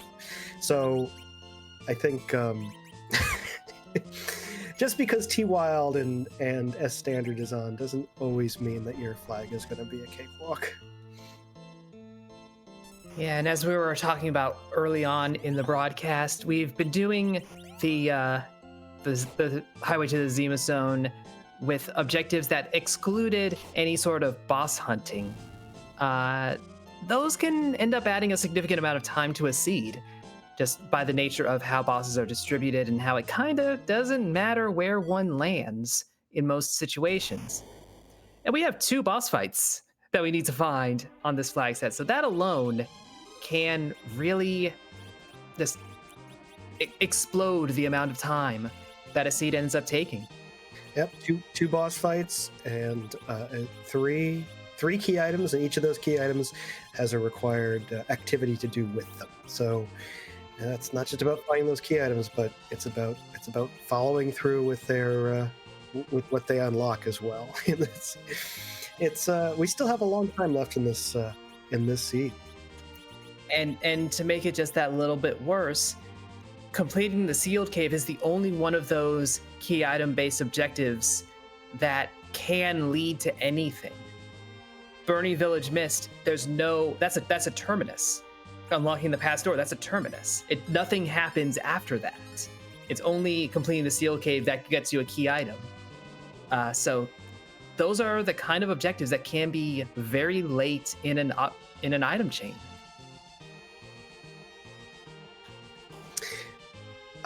Yeah, for sure. And I just want to point out that while we have, these are our 4 featured runners. There are 14 entrants in this race, and we have no finishers as of yet. So I don't think it's that our featured runners have hit some bad luck. I think that this seed is kind of becoming a struggle for all of our entrants in tonight's race. Yeah, I would say there's, on any given race, there's never a shame in throwing a forfeit if things don't go your way. Tonight, I would not blame anybody for throwing in the towel, having seen just what we've seen thus far, and it can still get ruder. That's right. We still don't know where that wyvern is. No one has been to the moon to check out those locations. So a rude wyvern on the moon could be a showstopper. However, Bees is getting the next bit of progression that will lead her to her next objective, pulling that Luca key out of the cannon room. Yep, so that Demist fight is absolutely necessary, but so was that Shiloh 1 check that Sheep Launcher has just done himself. So he will be nudged on the path forward.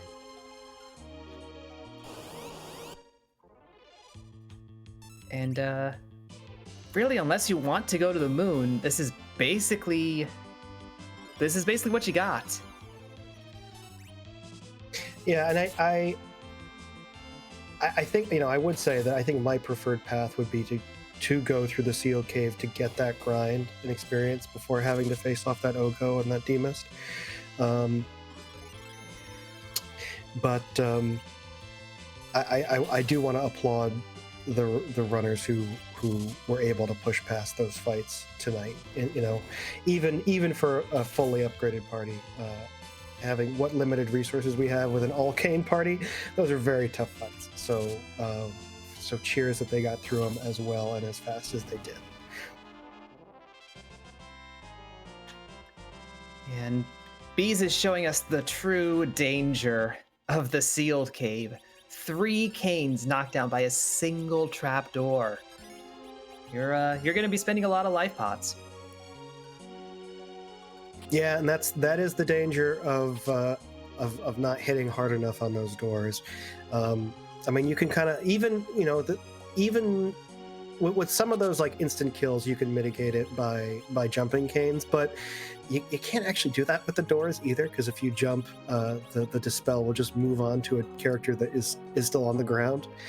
It's a very rude fight if you can't kill it before those dispels start coming out, or disrupts, not dispels. Yeah, here your only option for countering a disrupt is a Star Veil. And at least at this battle speed, those are just coming out too fast.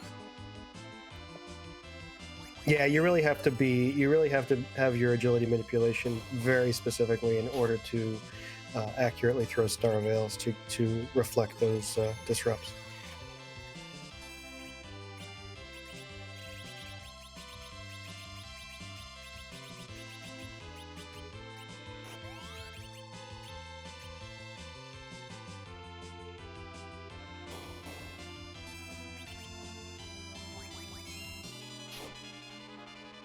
See a sheep launcher coming down through the tower is going to obtain that Luca key, and will be chasing right behind poorly drawn bees. Rumblefish has been slogging it out with this D-Mist, not using any illusions, so is taking a lot of hits and a lot of knockdowns. Yeah, I wonder if Rumblefish just didn't find the illusions. Maybe they just didn't go and check that shop. Yeah, it's possible. I don't actually remember what shop the illusions were in. It was. I mean, it was. Yeah, they're on the overworld. So and there was. I know it was early. That's all I remember.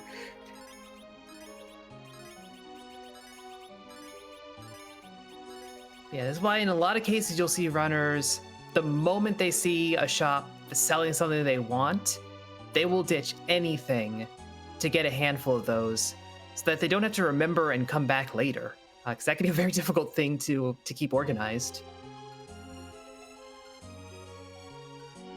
Yeah, for sure. And I think shop tracking in this randomizer is like the most difficult thing, because it takes you away from the focus of the game, and it's a couple seconds to write down what's in a shop, then you're wasting a couple seconds that someone else can catch up to you on.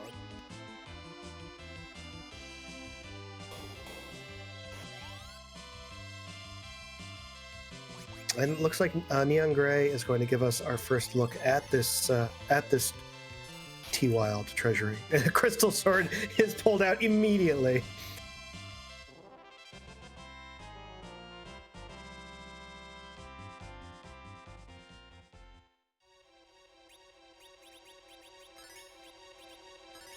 So of all those treasure chests, we get one item for Kain.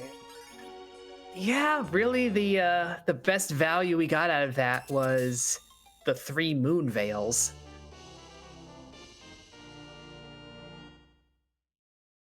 Moon veils will help us against the karate fight. I think Kain might be able to put on the ribbon. Yeah, he can. So that's good. And the defense sword is Kain's best weapon. So definitely not gonna sneeze at that. But the fact that we pulled crystal sword first is just kind of a joke. Yeah, it's the treasury. We're just getting money out of it, pretty much. Poorly drawn bees facing the Valvalis here as the boss in the sealed cave, and you're really going to want a Kain for this fight. And I'm not sure if we were able to find a Kain on the seed yet. Yeah, there's only so many character spots, so there's a chance that the character spots we haven't seen, they might have Kain. I'm gonna say there's a chance.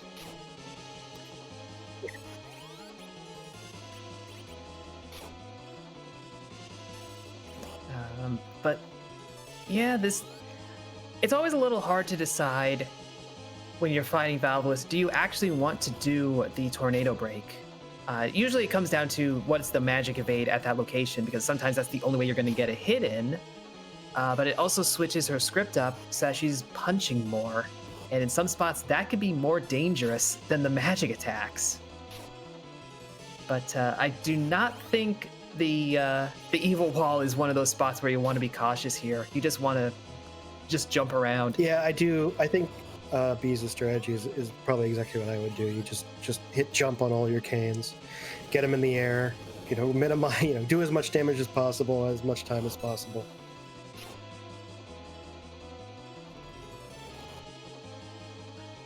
And that is Rumblefish through the Demist fight. So he is our third runner on screen with an objective down, our third runner with a Darkness Crystal.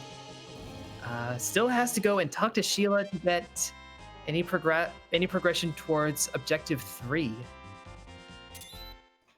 But this is looking like he might be headed to the moon instead.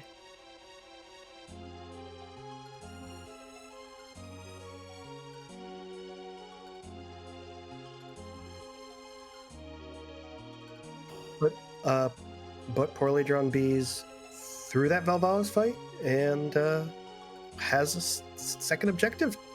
First of our runners to have 2 objectives tonight.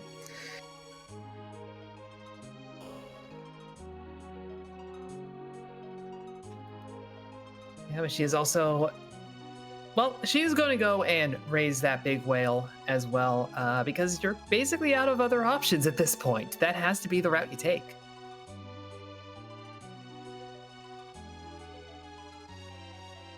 So I think we are going to see a fair amount of lunar spelunking in the immediate future.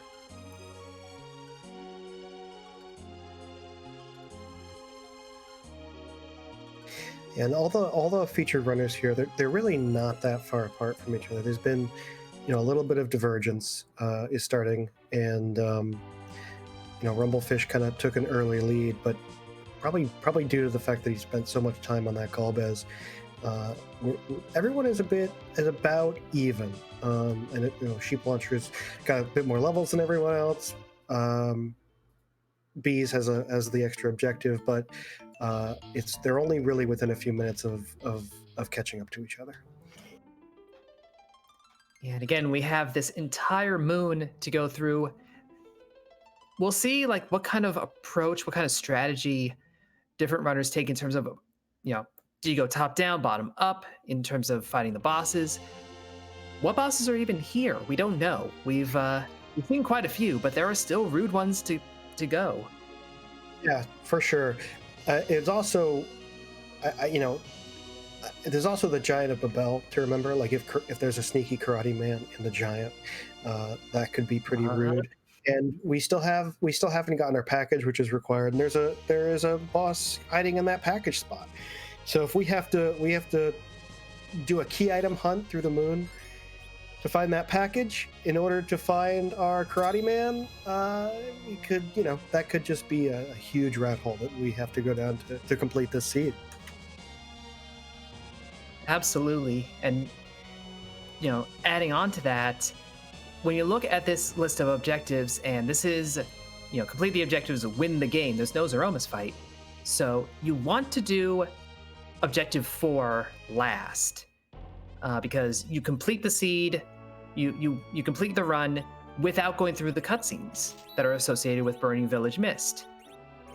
We might not have that luxury, as you're describing, but our runners are going to cling on to that for as long as possible, and that could influence routing in an unfortunate way. Sometimes just that desire to be more efficient ends up costing you more time.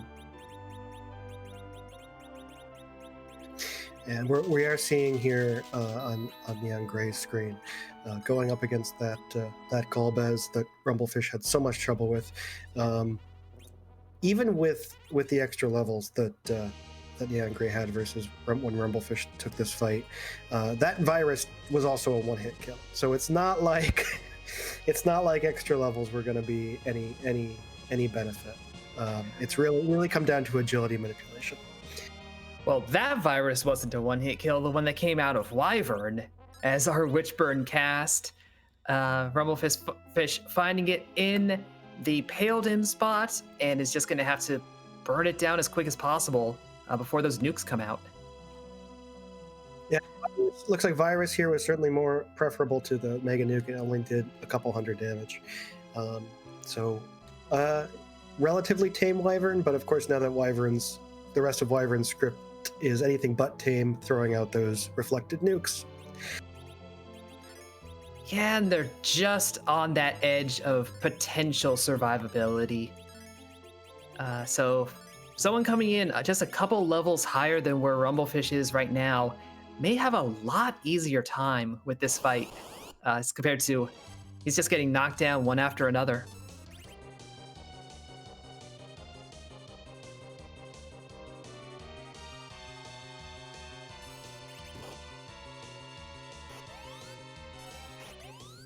It turns out Cape Bahamut is the deep ravine, so we have Mylon Z, who also punches pretty hard, it turns out.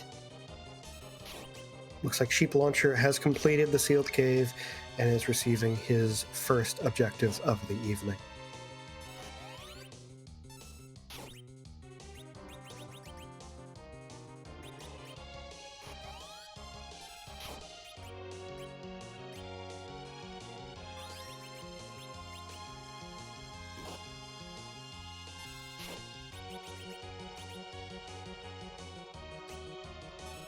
Oh, Bees had a drain sword on on one of the Kains. Mylon Z is undead.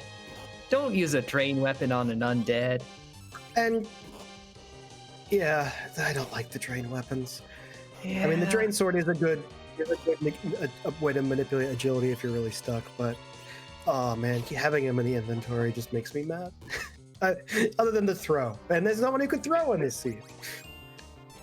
Well, again, this has been the theme of the evening. Healing is very inaccessible right now, and if your enemy is not an undead enemy, then hey, a drain weapon will heal you a little bit, and that can matter. That can save you.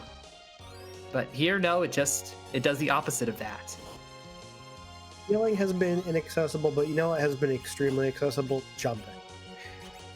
Mm-hmm. That's just a fact.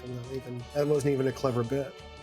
No, there has been a substantial amount of jump.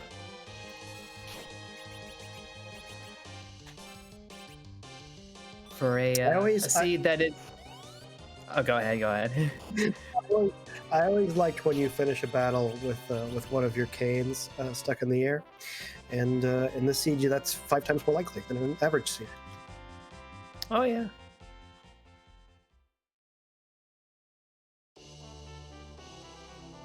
That's a hashtag just Kain things.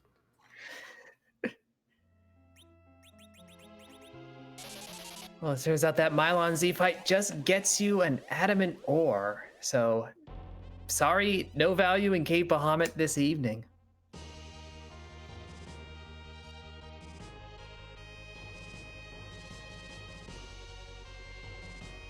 That has to be a lie. There's always value in Cave Bahamut. Yeah, well, okay. I will retract my statement slightly. Poorly Drawn Bees is now at 10 key items. Oh, that's incredibly valuable.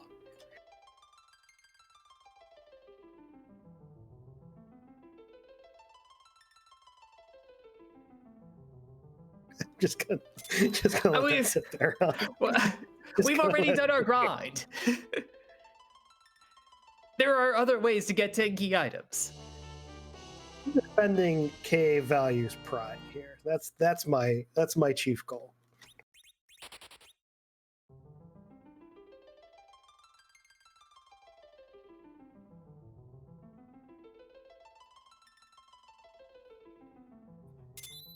Well, I guess Rumblefish's chief goal is gathering as many key items as possible, coming down to the Ribbon Room, finding the Octoman.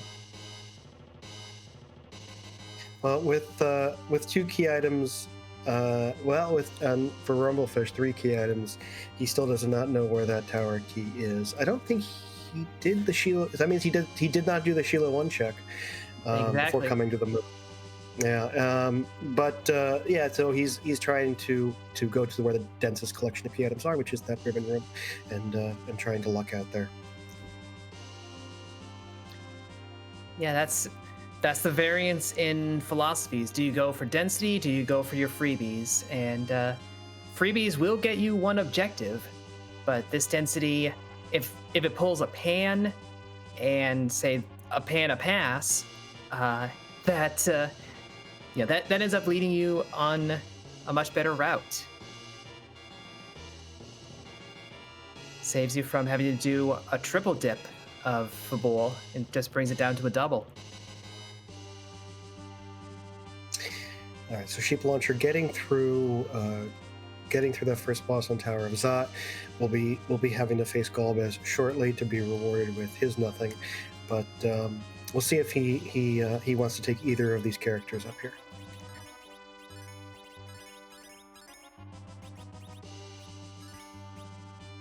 These are the jokes, all right?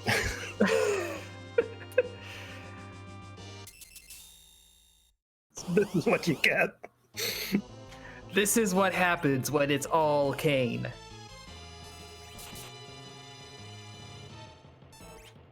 And, this is why we mix up the flag set with the community race every week. We do a different set every week, Monday and Friday. The last couple have been interesting ones. I don't know what folks are proposing and planning for upcoming weeks. They may be even more absurd than what we're facing now, or they might be surprisingly gentle. I wouldn't bank on that, but you never know.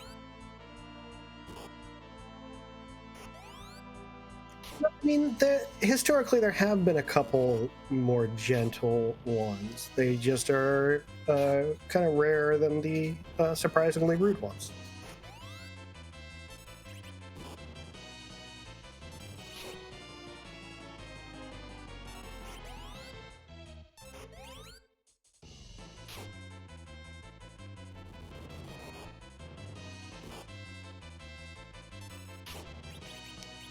Sheep Launcher was able to get a couple of Kains in the air to avoid the hold gas, but they landed before Shadow did any of its eating, so yeah, one of them was knocked down as a result.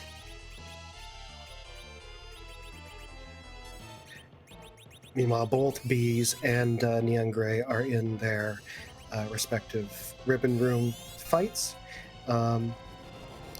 Looks like Rumblefish to get through Octoman. What were they rewarded with? Looks like a package and the Avenger, which both of those items are really great for for a party of Kains, and one of those is an objective.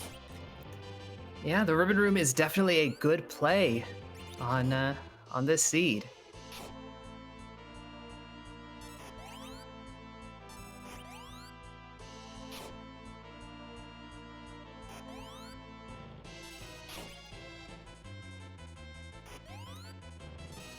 And this is quite the cinematic moment as Rumblefish finds Dark Knight Cecil. Yes, they were friends, and then they weren't, and they're friends again, and then they weren't, and then they were friends again. It's complicated. Yeah, very much. Yeah.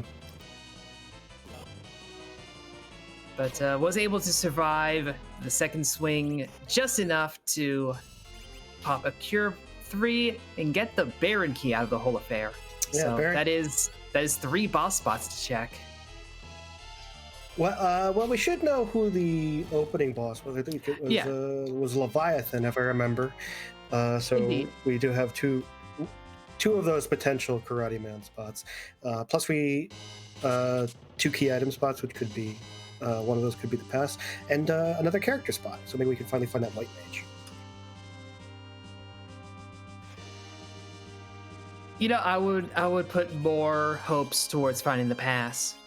Yeah, maybe. We just want to get the scene over with at this point.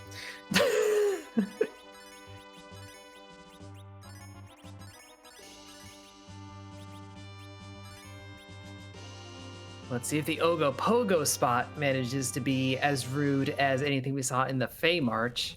It's quite a reputation to live up to, and it's a leg.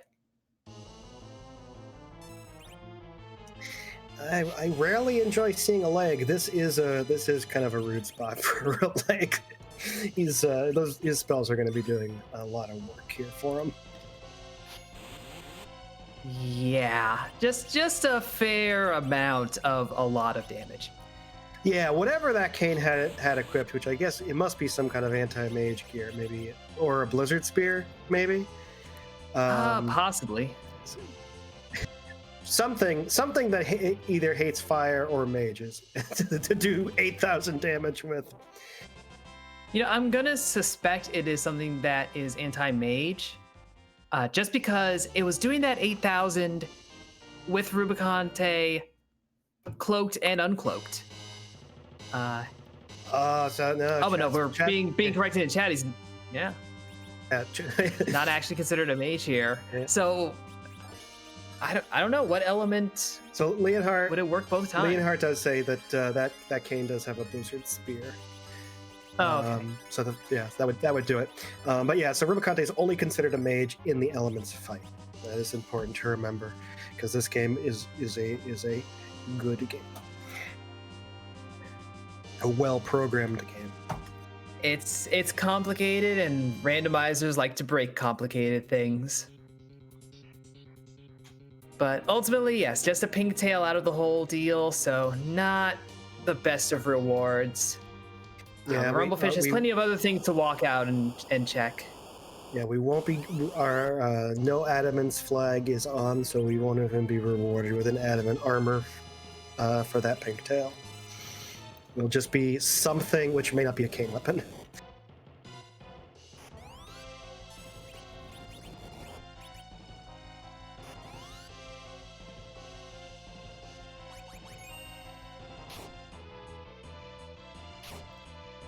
Yeah, at this point, I agree with Rumblefish's play. Just go, do the Wyvern spot, clear out this moon.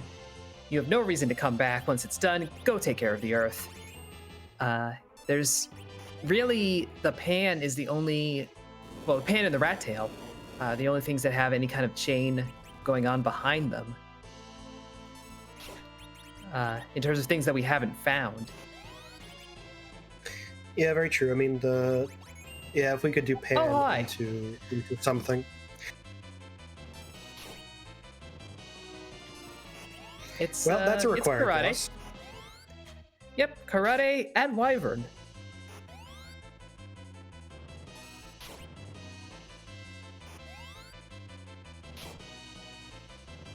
So Rumblefish having that package will be defeating the Karate. Has already defeated his Demist, so only missing the Luca key, which we know where it is, and he does not. And no one has found that pass yet, so that is still a big question mark out there. At this point, I'm trying to piece through what's at Baron. Granted that something could be here as well. This could actually be a twofer. We could get the pass here, but the Baron has to have the Pan as one of the two spots if it's not on the Karate fight as well. Yeah, I mean Rumblefish is going to be in a good position if getting through Karate here, but if he's really at this point dedicated to staying away from Sheila 1 until he gets the Pan, could maybe also be in a very bad position. So yeah, we know that the Pan is not behind Sheila 1, so he will be able to do both of them at once, but how long is he going to put that off?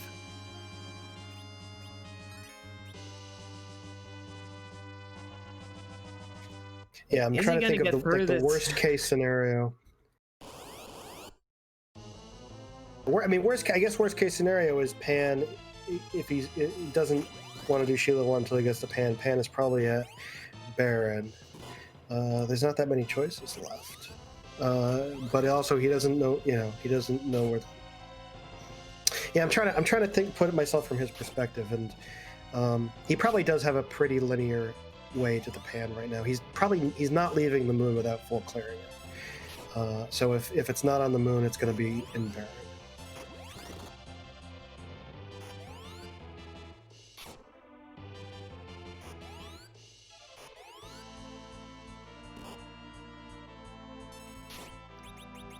Yeah, I'm thinking through, and if my count is correct, there's only one item location that we haven't checked that doesn't have a key item. Ooh, and in Huff and like, I have some very exciting news. We do have our first finishers in this race. First place is Microcorgs, who has finished in a time of 1 hour, 50 minutes, and 1 second. Second place is Antidale at 1 hour, 51 minutes, and 58 seconds. Third place, Frostbite, 1 hour, 52 minutes on the dot. And then fourth place is Asurdwin. I'm probably saying that wrong. Fourth place at 1 hour, 52 minutes, and 31 seconds. So we had no finishers, and then 4 finishers within 2.5 minutes.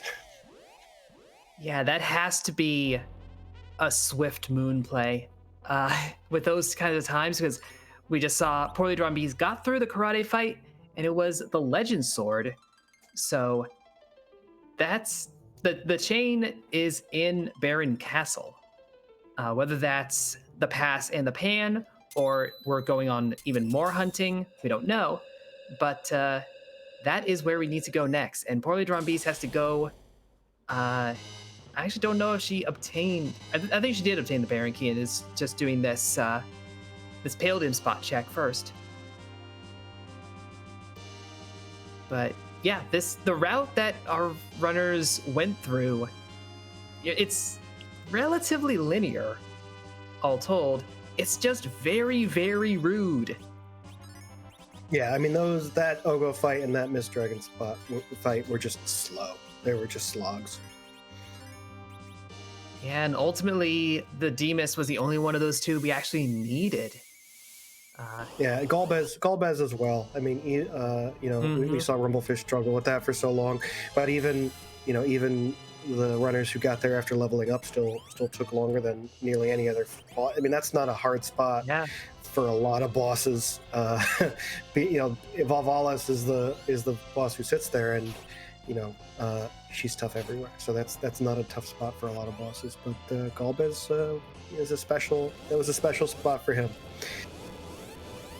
Yeah, and again, those were 2 big-time sinks for a lot of our runners, both very difficult fights, and they went nowhere. We didn't get progression off of either of those, so those are sorts of things that are perfectly reasonable decisions to go after those. They just didn't pay out.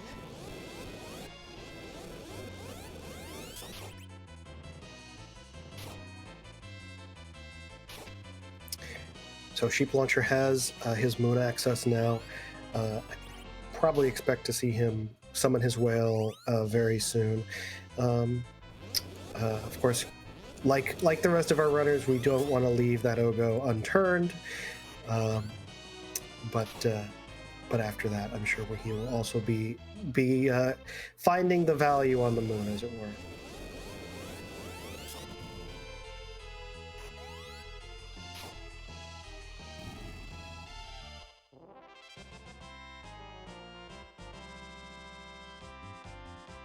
So now Rumblefish has returned to Earth. I believe he did a full clear of the lunar sub, but did he go to the? Well, he did go to Cave Bahamut as well. That's right. There was there was no value there other than our Tempe. So after the package, it's we'll see. I mean, I assume Baron Castle, unless he's going to take now this opportunity to do that Sheila 1 check. I feel like with the approach that he's taken this entire time, it's going to be Baron Castle before it's going to be Sheila 1. But Poorly Drawn Bees is back on the blue planet with that Baron Key in hand, along with the package. Probably is going to go for... Oh no, is hitting Village Mist first.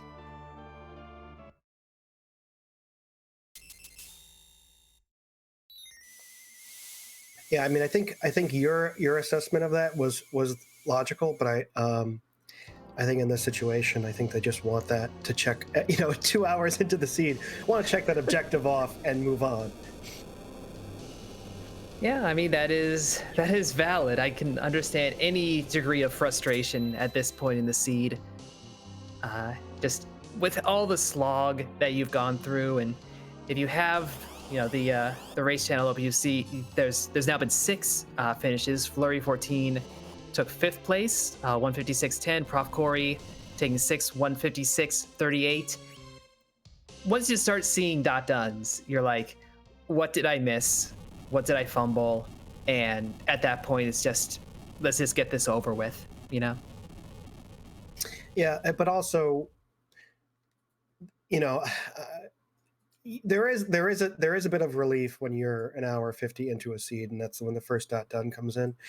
Um, that at least for me, knowing that everyone struggled with this seed makes me feel a little better when I'm this far in.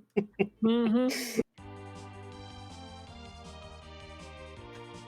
Yeah, it feels less that, oh, I made a wrong turn somewhere and just went completely off the rails, and more like, oh, this was rude. Everyone had to deal with this. It's not a reflection of your routing, it's a reflection of the seed. So yeah, Rumblefish making his way through the underground pass here to Baron Castle. Poorly drawn bees, very quickly behind him, and it's kind of a race to uncover that pass at this point. I mean, bees has the advantage because they already have cleared the sealed cave.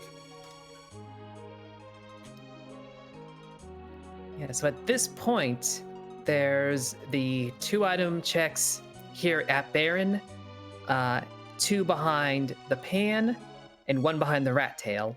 So I'm pretty sure that means we are going to see 1 or possibly both of those in here. The pass could be at any point in the chain. It could be right here. It could be behind the pan. It could be behind the rat tail. So no guarantees remaining in terms of where we're going to find our final objective.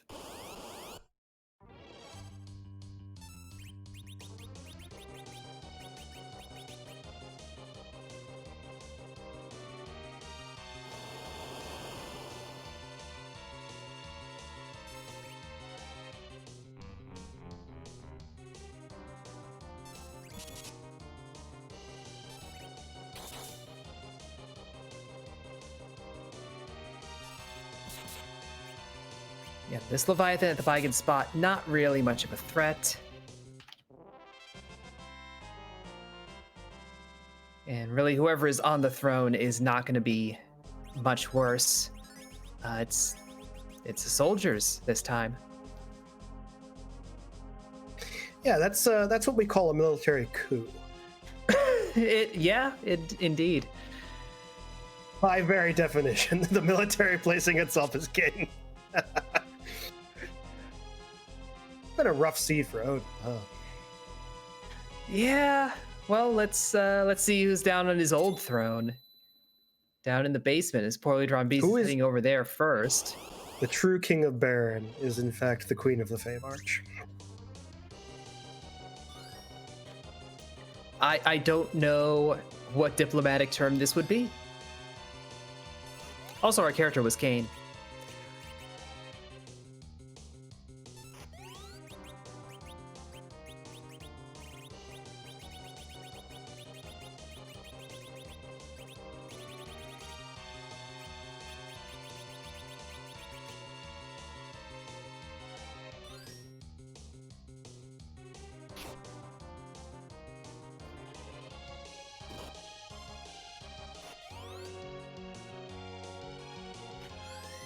Yes, we have Sheep Launcher finally heading up to the moon. Neon Gray has been up there. They're dealing with Cave Bahamut right now.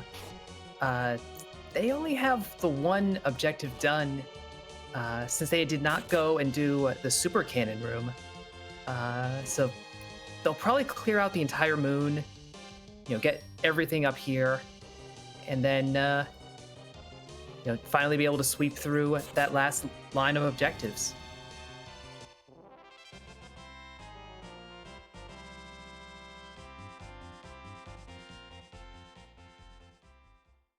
Yeah, so it looks like Rumblefish's stream is a little choppy, so he is rushing down to do Sheila 1. Does he have the pan in hand, or is he just doing Sheila 1? He picked up the pan. That was the reward for liberating Baron. So Gotcha. Okay. he will get to do the double Sheila check as he desired. Yeah, so it's still with the path still a question mark. I mean, it's gotta be in that pan, right? Yeah, it's gotta be behind it somehow. And I think if it is behind that pan, I think Bees has a good chance to be our first featured finisher. Even though that her and Rumblefish are very close, Rumblefish still has to clear the sealed cave, which isn't so easy with all those door fights. Yeah, but now I'm not remembering, when does the complete the sealed cave objective actually proc? Because I think, whether it's accurate or Rumblefish is banking on something, if it procs when you defeat the boss at the Evil Wall location, then that is actually a better one to end on versus Burning Village Mist. You don't have to walk all the way back up. That's very true, and it does show up as soon as you beat the boss. Yeah, beating the boss is technically completing the sealed cave. So yeah, between that and Burn Village Mist, I can see the argument for complete the sealed cave first, or last rather. And there is the pass, Sheila 2.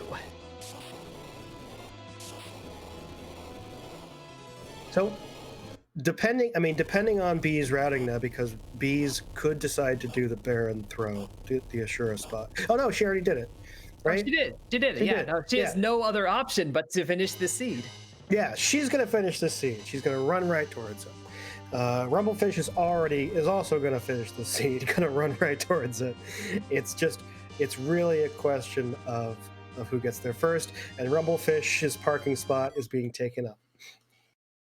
Tow the Falcon, it's in the way. So,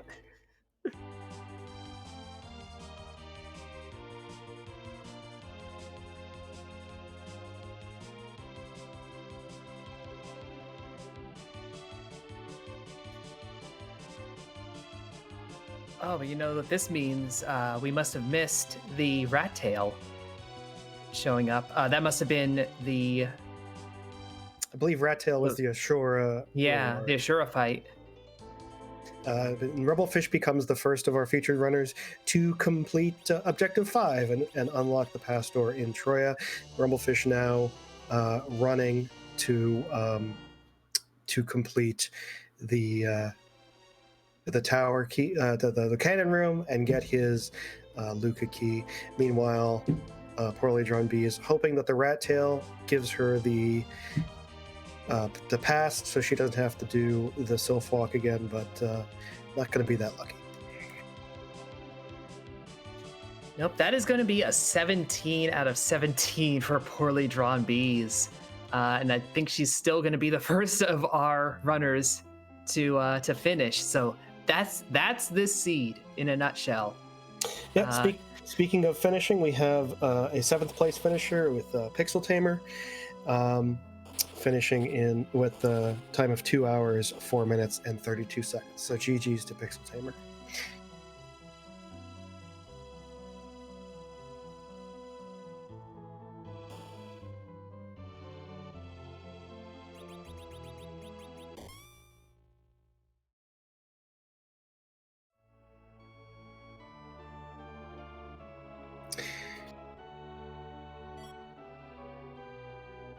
Sorry, and Rumblefish does not know which part of the tower does have the Luca key, so going up to the top first.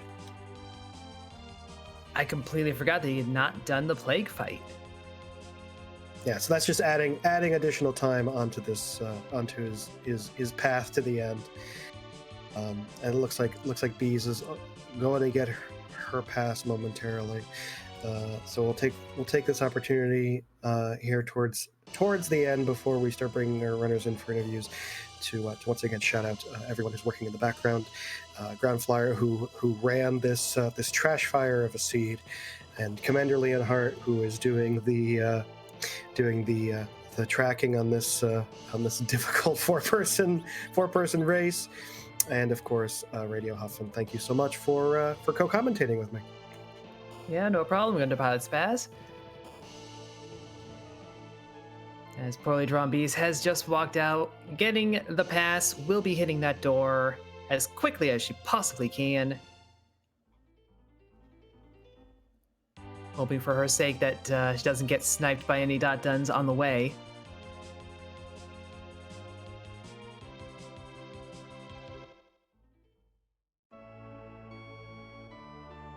The tracker looks very beautiful when it's all lit up like that. Yeah, it's nice and colorful.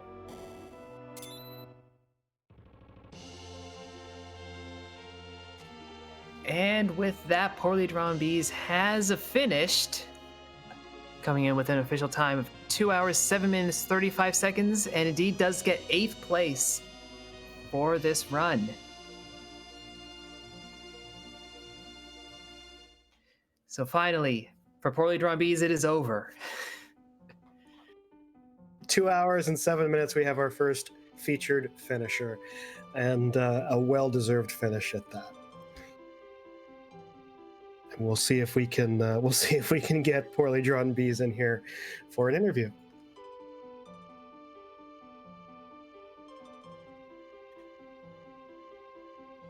And just, to reiterate, she did 17 out of 17. This is a full clear seed. And was only like 15 minutes behind first place. This is not like a question of routing choices or anything like that. This was just a very rude and linear seed. Hello, Emily here with your weekly 17 out of 17 report. I mean, your tracker thing is saying 16 out of 17, so I want to know why the game is lying to us. Oh, I got the pink at Wyvern at Pale Dim and reset out of it. So I checked that's it. valid. Okay, yeah. So I want to know so yeah, that was a thing. Yeah. Oh, that certainly was. What made you curse the most? The lack of character diversity. Well, okay. Yeah. Well, that's not fair. You knew what you were getting into. Yeah, I know. But if I'm being honest, no, I mean, I can't really I didn't like that Ogopogo, but thankfully it wasn't necessary. So honestly, all things considered, it was fine. Yeah, it's I think from up here we saw an easy hook route, and we kind of got disappointed. And then we saw what was hiding in the Fey March.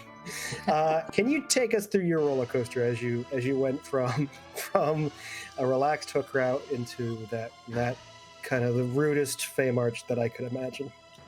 Well, as soon as I saw Ogopogo, I was like, well, taking this is going to lose me a lot of time, so I'm going to jet and hope that's not Ogopogo and go to the moon instead. And it kind of made me... I was nervous for a bit, but then I saw that people weren't finishing yet, so I was like, okay, maybe I'm not doing so bad after all. And once I got the package at Ribbon Spot, I was okay from there. Yeah, all things considered, the moon was actually not terribly rude. No, not at all, no. It had some headaches, to be fair, but considering what the other things you had to deal with or could have had to deal with, I don't remember if you went and fought Golbez at all, but that was a thing. No, where was Golbez at? Top of Zot. Oh, lovely. Yeah, he had nothing. No, Zot would have been my next move had I not found Yang. Yeah, which makes a lot of sense. Yeah. But yeah, no, it was very well played. I definitely enjoyed seeing you stack up on the Thor Rages for the Odin fight. That's a second Friday race in a row that you wanted to try that Thunderstruck. No, I just I bought the Thunder Rages to make the Calabrina fight easy. I just happened to have one left over by mistake. Hey, that's very fair. Yeah, and then when I saw Odin, I was like, oh gosh, not again. But I jumped away in time, so it didn't really matter. Yeah, that is something you can do with a party full of Kains. Yeah. But no, that spot only has 3,000-4,000 HP, wasn't necessary. Yeah, it's more strong than durable. Yeah, Especially if exactly. it's a physical fighter. Yeah. But no, once I got some levels on Kain, like the rest of the fights would have been easy. Like, especially where I kept changing my mind on whether or not I was going to bother anchoring the second Kain. I just left it up to the game to decide for me.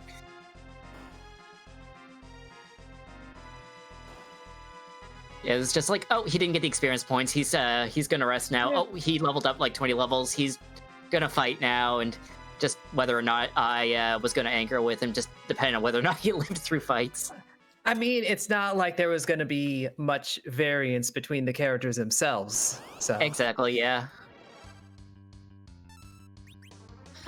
Glad I kept that rune axe though. That made Ashura fight a lot less painful. yeah, that's I guess the one upside of this all Kain situation is that there's a lot of stuff that Kain can equip, and having that anti-mage gear, having that Blizzard Spear for Rubicante, like there's enough opportunities through the gear to actually make things easier. Oh yeah, it was definitely an item management seed for sure, which actually, to be completely honest, this turned out to be a lot more fun than I thought it would be.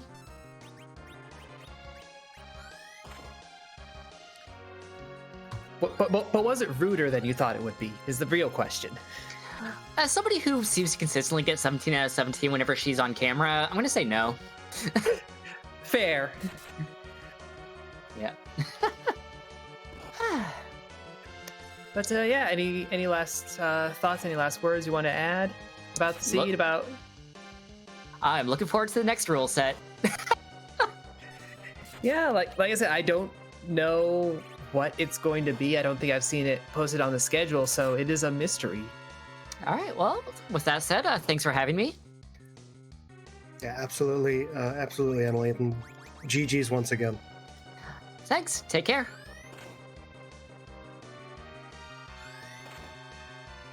All right, that was Poorly Drawn Bees, our first place finisher on the restream and 8th overall in this community race.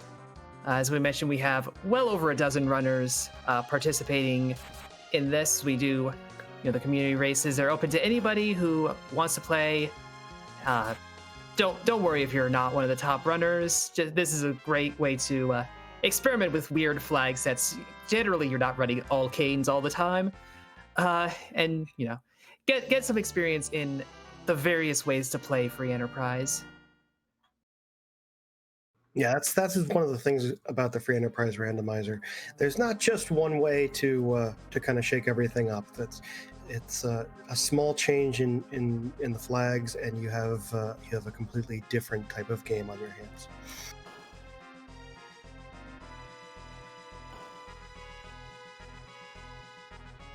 Meanwhile, Rumblefish has gone down through the sealed cave and is now facing his final boss, Valvelus.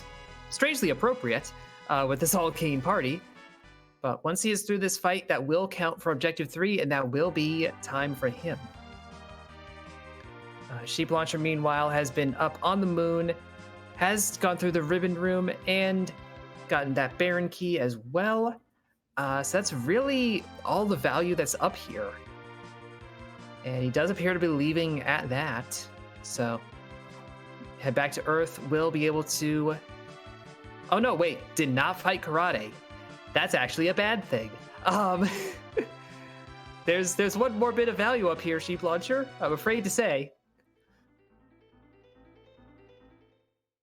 Yeah, that's a little unfortunate. But I think, assuming that he doesn't get rat-holed anywhere else, he probably will be returning to the moon after turning in the package.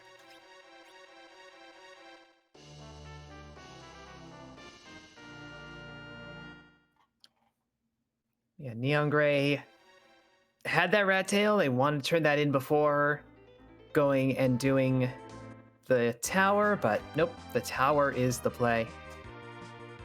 And looks like we have our second featured finisher, Rumblefish82, has completed all their objectives, and they have finished with an official race bot time, 2 hours, 16 minutes, and 6 seconds, coming in 10th place. Yep, and slipping just between was Tybalt taking ninth with a 2:14:33.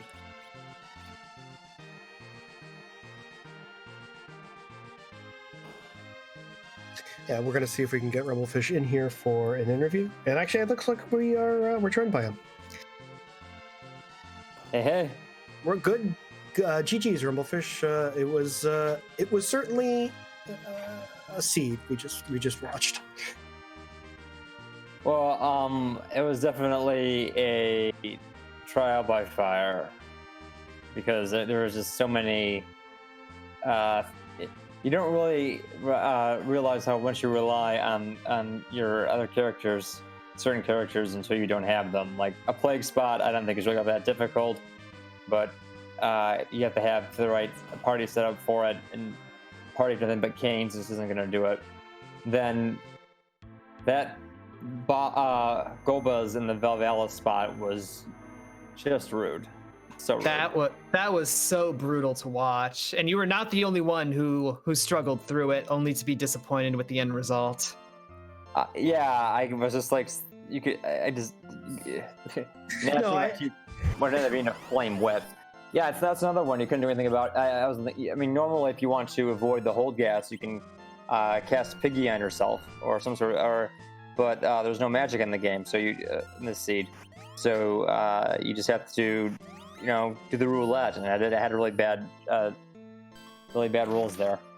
Yeah, it certainly is a situation a lot of runners find themselves in. Like you knew you could get through that Golbez fight, but the seed.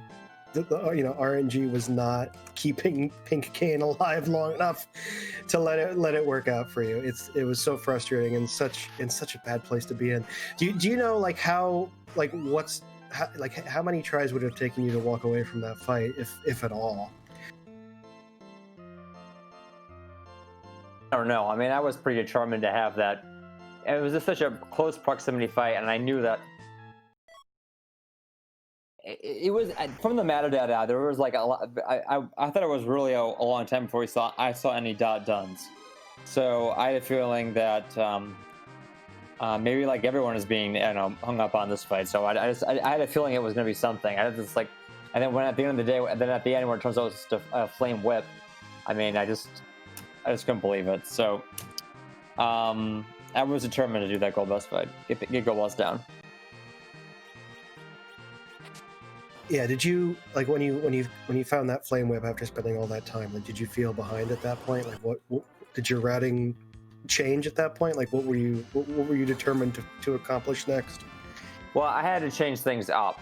But one thing I wanted to do was like, all right, so that's enough gambling. Like, I knew that D-Mist was in the Fey March, so I made a play at D-Mist. Unfortunately, once again, like that without having any life casters or cures, that fight, the battle was a lot harder than I thought it would be. I mean, I brought a stack of life potions with me, but it wasn't enough, so I ended up wasting a lot of time on my first run at D-Mist.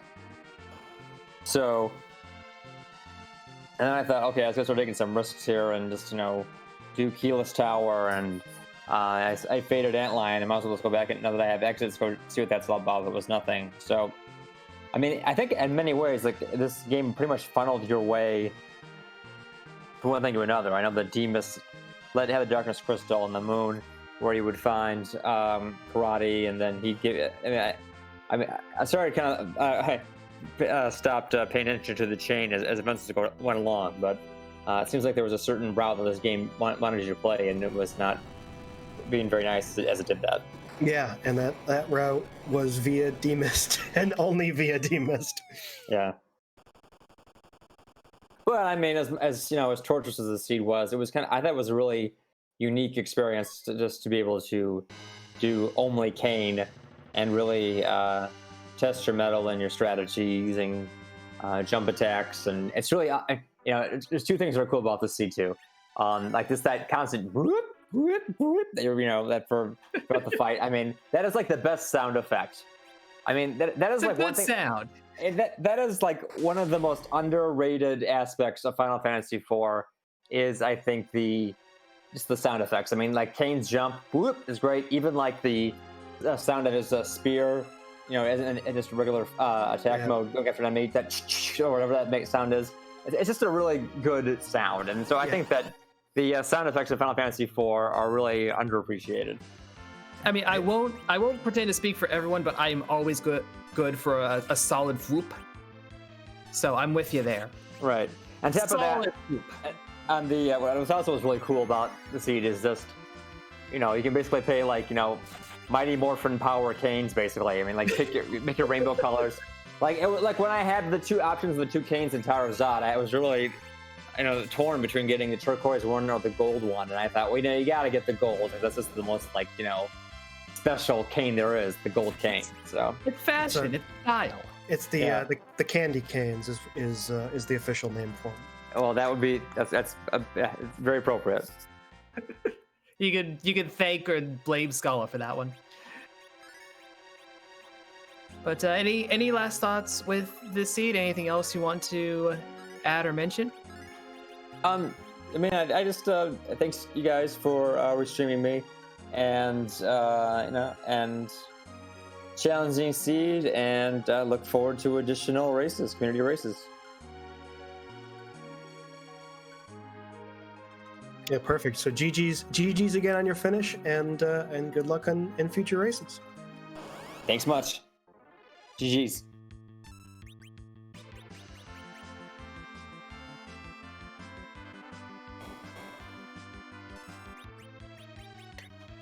All right, so coming back into the race, Sheep Launcher is still looking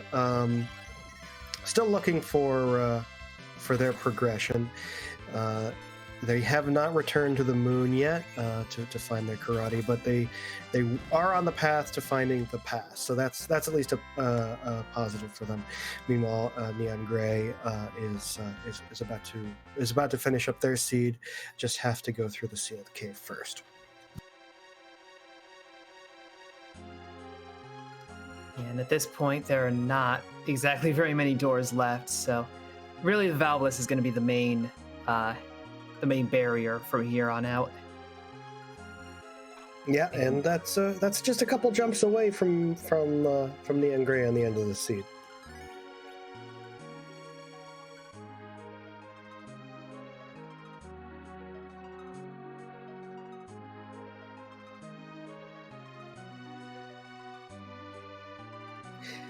But yeah, I think there are a lot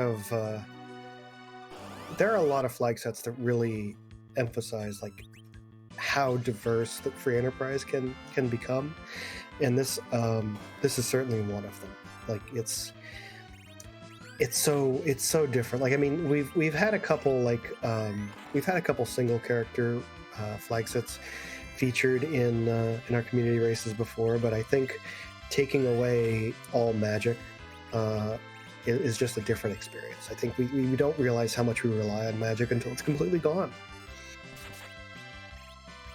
Very true. And speaking of having that variety of flag sets, we do have regular community races, basically one every night. Though we shuffle up which ones are restreamed either here or on the Free Enterprise channel or possibly elsewhere. But we do have one that is tomorrow, the Enterprising Legacy series, I guess is the best way to put it. That has been a steadily evolving set of flags for runners to go through.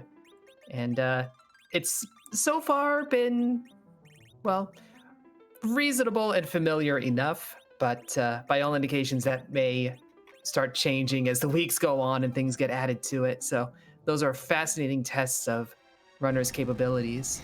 Yeah, for anyone not familiar with what the concept of legacy, I think it started with Legacy Risk and went on with Legacy Betrayal, but it's basically after you play a game, you get to permanently alter the physical board game in a certain way.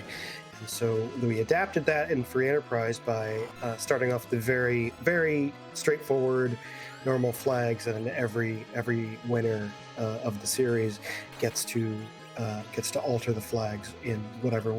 I don't think whatever way that they want, but within a certain reasonable limit, in a way that they find interesting, and so hopefully by the end of this legacy event, a couple months from now, we'll have flags that are extremely unique and very different from where we started.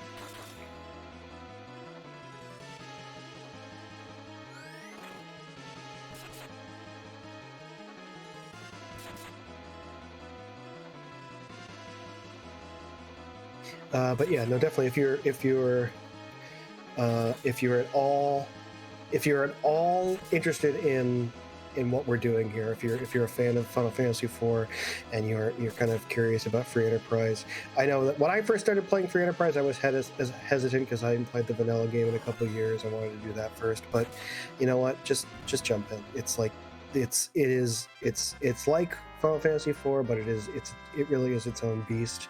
The community's great, and you should just play. I mean, you can race like these people, or you can just take the flags and do whatever you want with on your own.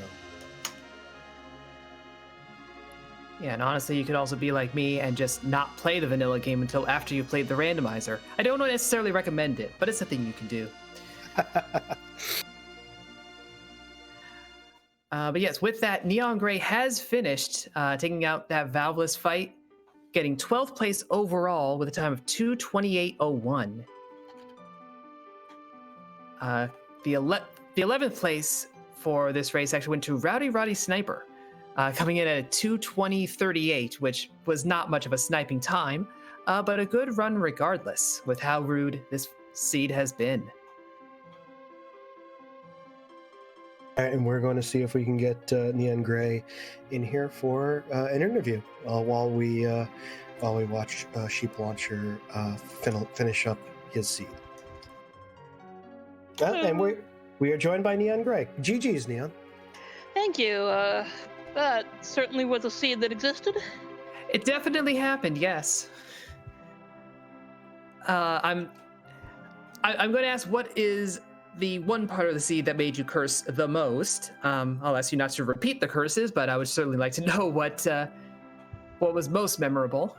I would say finishing off that Mist Dragon, then going to immediately after that to Earth Crystal and check the treasury and finding 3 moon veils in that treasury. That's a valid oof. Moon veils do end up making the Demas fight a fair bit easier. They're like illusions, but a lot better. That would have been very nice to have. Yeah, that I really had to turtle up on that spot, and that was that. I mean, they came in handy later because the Yang at Wyvern would have had the same issue, but you know what? I would have been nice to have it sooner. So it was, looking at these flags, I didn't expect anything like what we got here. I think that was because like the all Kains just kind of was a little bit more tricky than I would have expected. What was the biggest challenge about just running with an all Kain party? You know what? That's not actually a huge problem for me personally. I really like a melee heavy comp a lot, even though that's kind of, for a good reason, fallen the wayside for a lot of the really competitive flag sets. He's actually my favorite character, so I know how to take advantage of him. It's just, he's a very gear-hungry character, so you do need to go out of your way to, when you've got that many of them, you've got to go out of your way to, find chests for them. But I eventually got them all suited up nicely, so, yeah. Yeah, I guess that was one good thing about this seed. There was a fair amount of solid Kain gear available, a lot of powerful axes, and a lot of fights that you're able to actually take advantage of them. Yeah, weak on the armor side, which did make some of these fights kind of tricky, but we had illusions to hand, so that helped a lot too. Yeah, no, illusions did a lot of work in this seed. Certainly against that Mist Dragon, but also helping in other places with I think that like the one rule about free enterprise I learned that like most like changed the shape of my brain about this game is that like it's better to use blink than to heal, and I think that like that changed how I thought about a lot of situations in free enterprise. Yeah, absolutely. Like, if you're not getting hit at all, you don't, you're not losing time to healing. And that's huge, especially for a party like this where, you've only got the single target healing. So, what do you think was like the most difficult objective that you had to locate in this seed? I know it, like all the objectives were really spaced out and had their own challenges. Honestly, I think it was just getting that sealed cave, especially at that moment at the end when you're realizing, like, oh my god, it was that was behind Sheila 1. And after that, all of that run around, and then it's like that. Yeah, is that a normal strategy that you do? Would you fade Sheila 1 that long, waiting for the pan? In this case, it seemed like a good idea just because of what and where. I had key items to go. And then eventually I was narrowing it down, and I was near other objectives. Or near other key item locations. So I just, I was like, I'll take care of these first, and then there you go. So again, like it depends. It seemed like a good idea at the time. It wasn't. Well, hey, that's the sort of thing that you're not going to know until you've done it. So it's not a questionable approach, really. Just one that didn't pay out this time. Yeah. That's just how it goes. I mean, sometimes you just make the wrong call. Hey, when the first place finish is an hour 50, a fair amount of it is just a rude seed, regardless of your route. Yeah, and I mean, a lot of people did, they did, a lot of the really, really fast players seem to have given this one a pass just because it is kind of wacky flags, but we do have some really good people in this race, too. So, it's not for all of the good people, giving it a pass.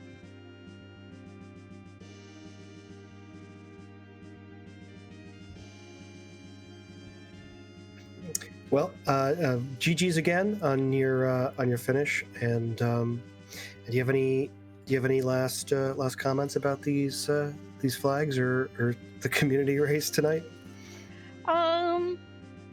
Not really. It was fun. I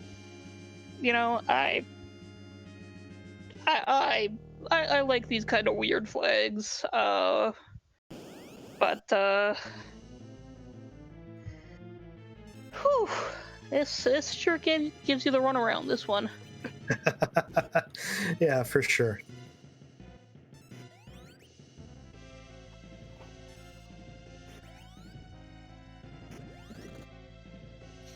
Well, thank you for joining us. Thank you for letting us restream you, and good luck in future races.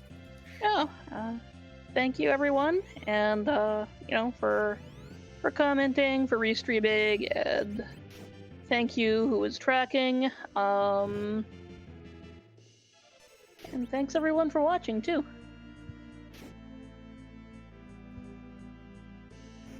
will shove off. Talk to y'all later. Have a good evening and good game again. Thanks. Bye.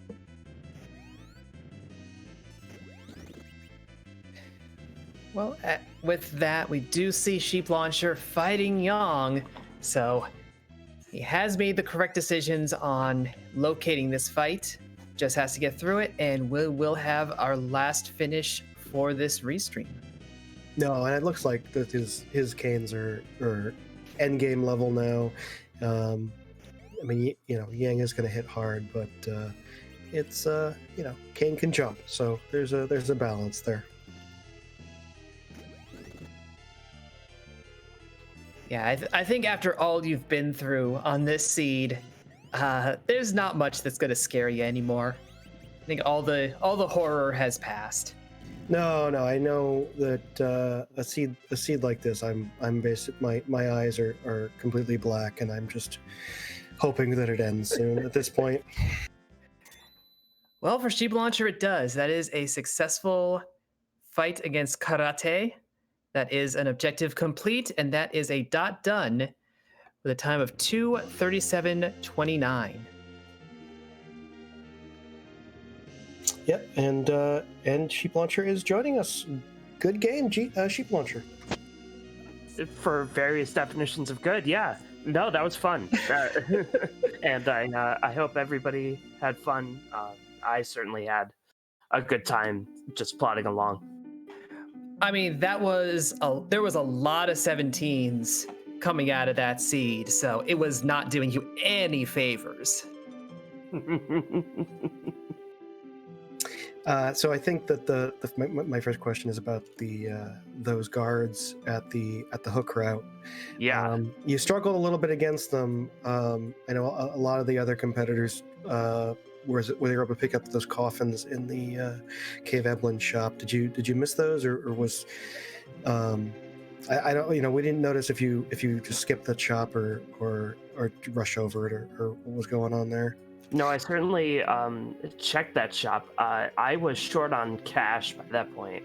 I think I spent most of my money there on Bacchuses instead of coffins, so I think that really cost me. Yeah, that is an easy. I don't want to say an easy mistake because Bacchuses are usually going to be a smart choice, but especially with a party full of Cains. Yeah, that was a decision that didn't work out though, and that's just straight unfortunate. Yeah, I knew at the time that I was hemorrhaging a lot of time, but I at some point the sunk cost fallacy really came into play for me, and I just figured I had one Cain that had an Aegis shield that had I think a Dragoon something that was only taking 1 damage, and it would be slow, but it would be effective. Yeah, and I honestly think you weren't the only one to fall to a sunk cost here or there, considering that Golbez fight was also pretty rude for various runners and ended up chewing up a lot of people's time, and same with the Ogopogo that was down in the Fey March. So there's a lot of ill opportunity that you could have run through, and the required path wasn't exactly nice either. Of all of that, like, what was the most genuinely frustrating of the fights? I think the most genuinely frustrating was the chain that didn't seem to lead anywhere. That was really that was really the most frustrating for me. That I think it was Earth Crystal that led to not much at all. Well, I mean, the treasury was okay, but that was about it on that front. I never checked the treasury because I came across the Earth Crystal very late, and I know I did everything very late. But yeah, it had some moon veil. They were too late to help anybody, but having some moon veils, a ribbon. I think there was a defense sword in there, or some high quality sword. Yeah, it was one defense sword, but again, that late. It's not helping much. Yeah, it was just I just know test. No, I know Gundam has burned the midnight oil for me on my race before, and I know you, Hupfin, have groaned a lot from my race before, so I appreciate both of yours patience, and Ground Flyer for restreaming and Commander Leonhardt for tracking. Thank you all so much. I hope everybody had fun for whoever's still hanging in there. No, it was a pleasure to watch the race, and hey, you finished the seed, which is half the battle, and it was certainly a rude one, and you handled those Ruse fights fairly well, all told, especially with a party composed only of Kains. And Kain was certainly able. Night, everybody. Okay, yeah, that's. Oh,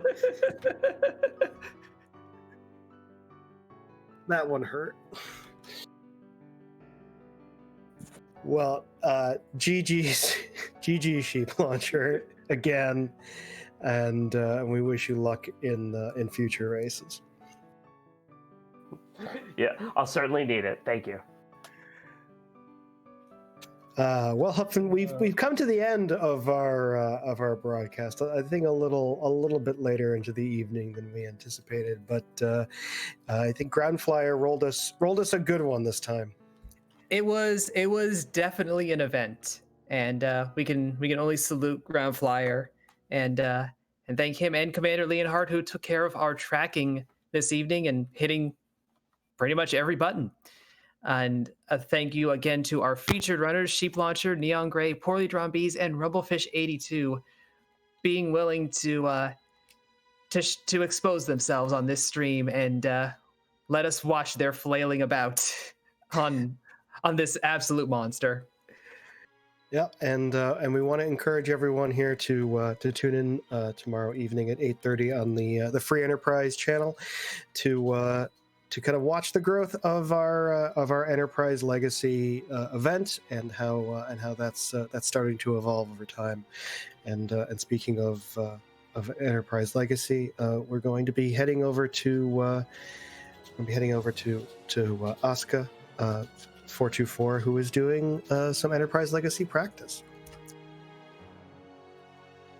Yep. So from all of us, thank you all for watching, and thanks to Randomania for hosting us. And yeah, we'll see you all next time.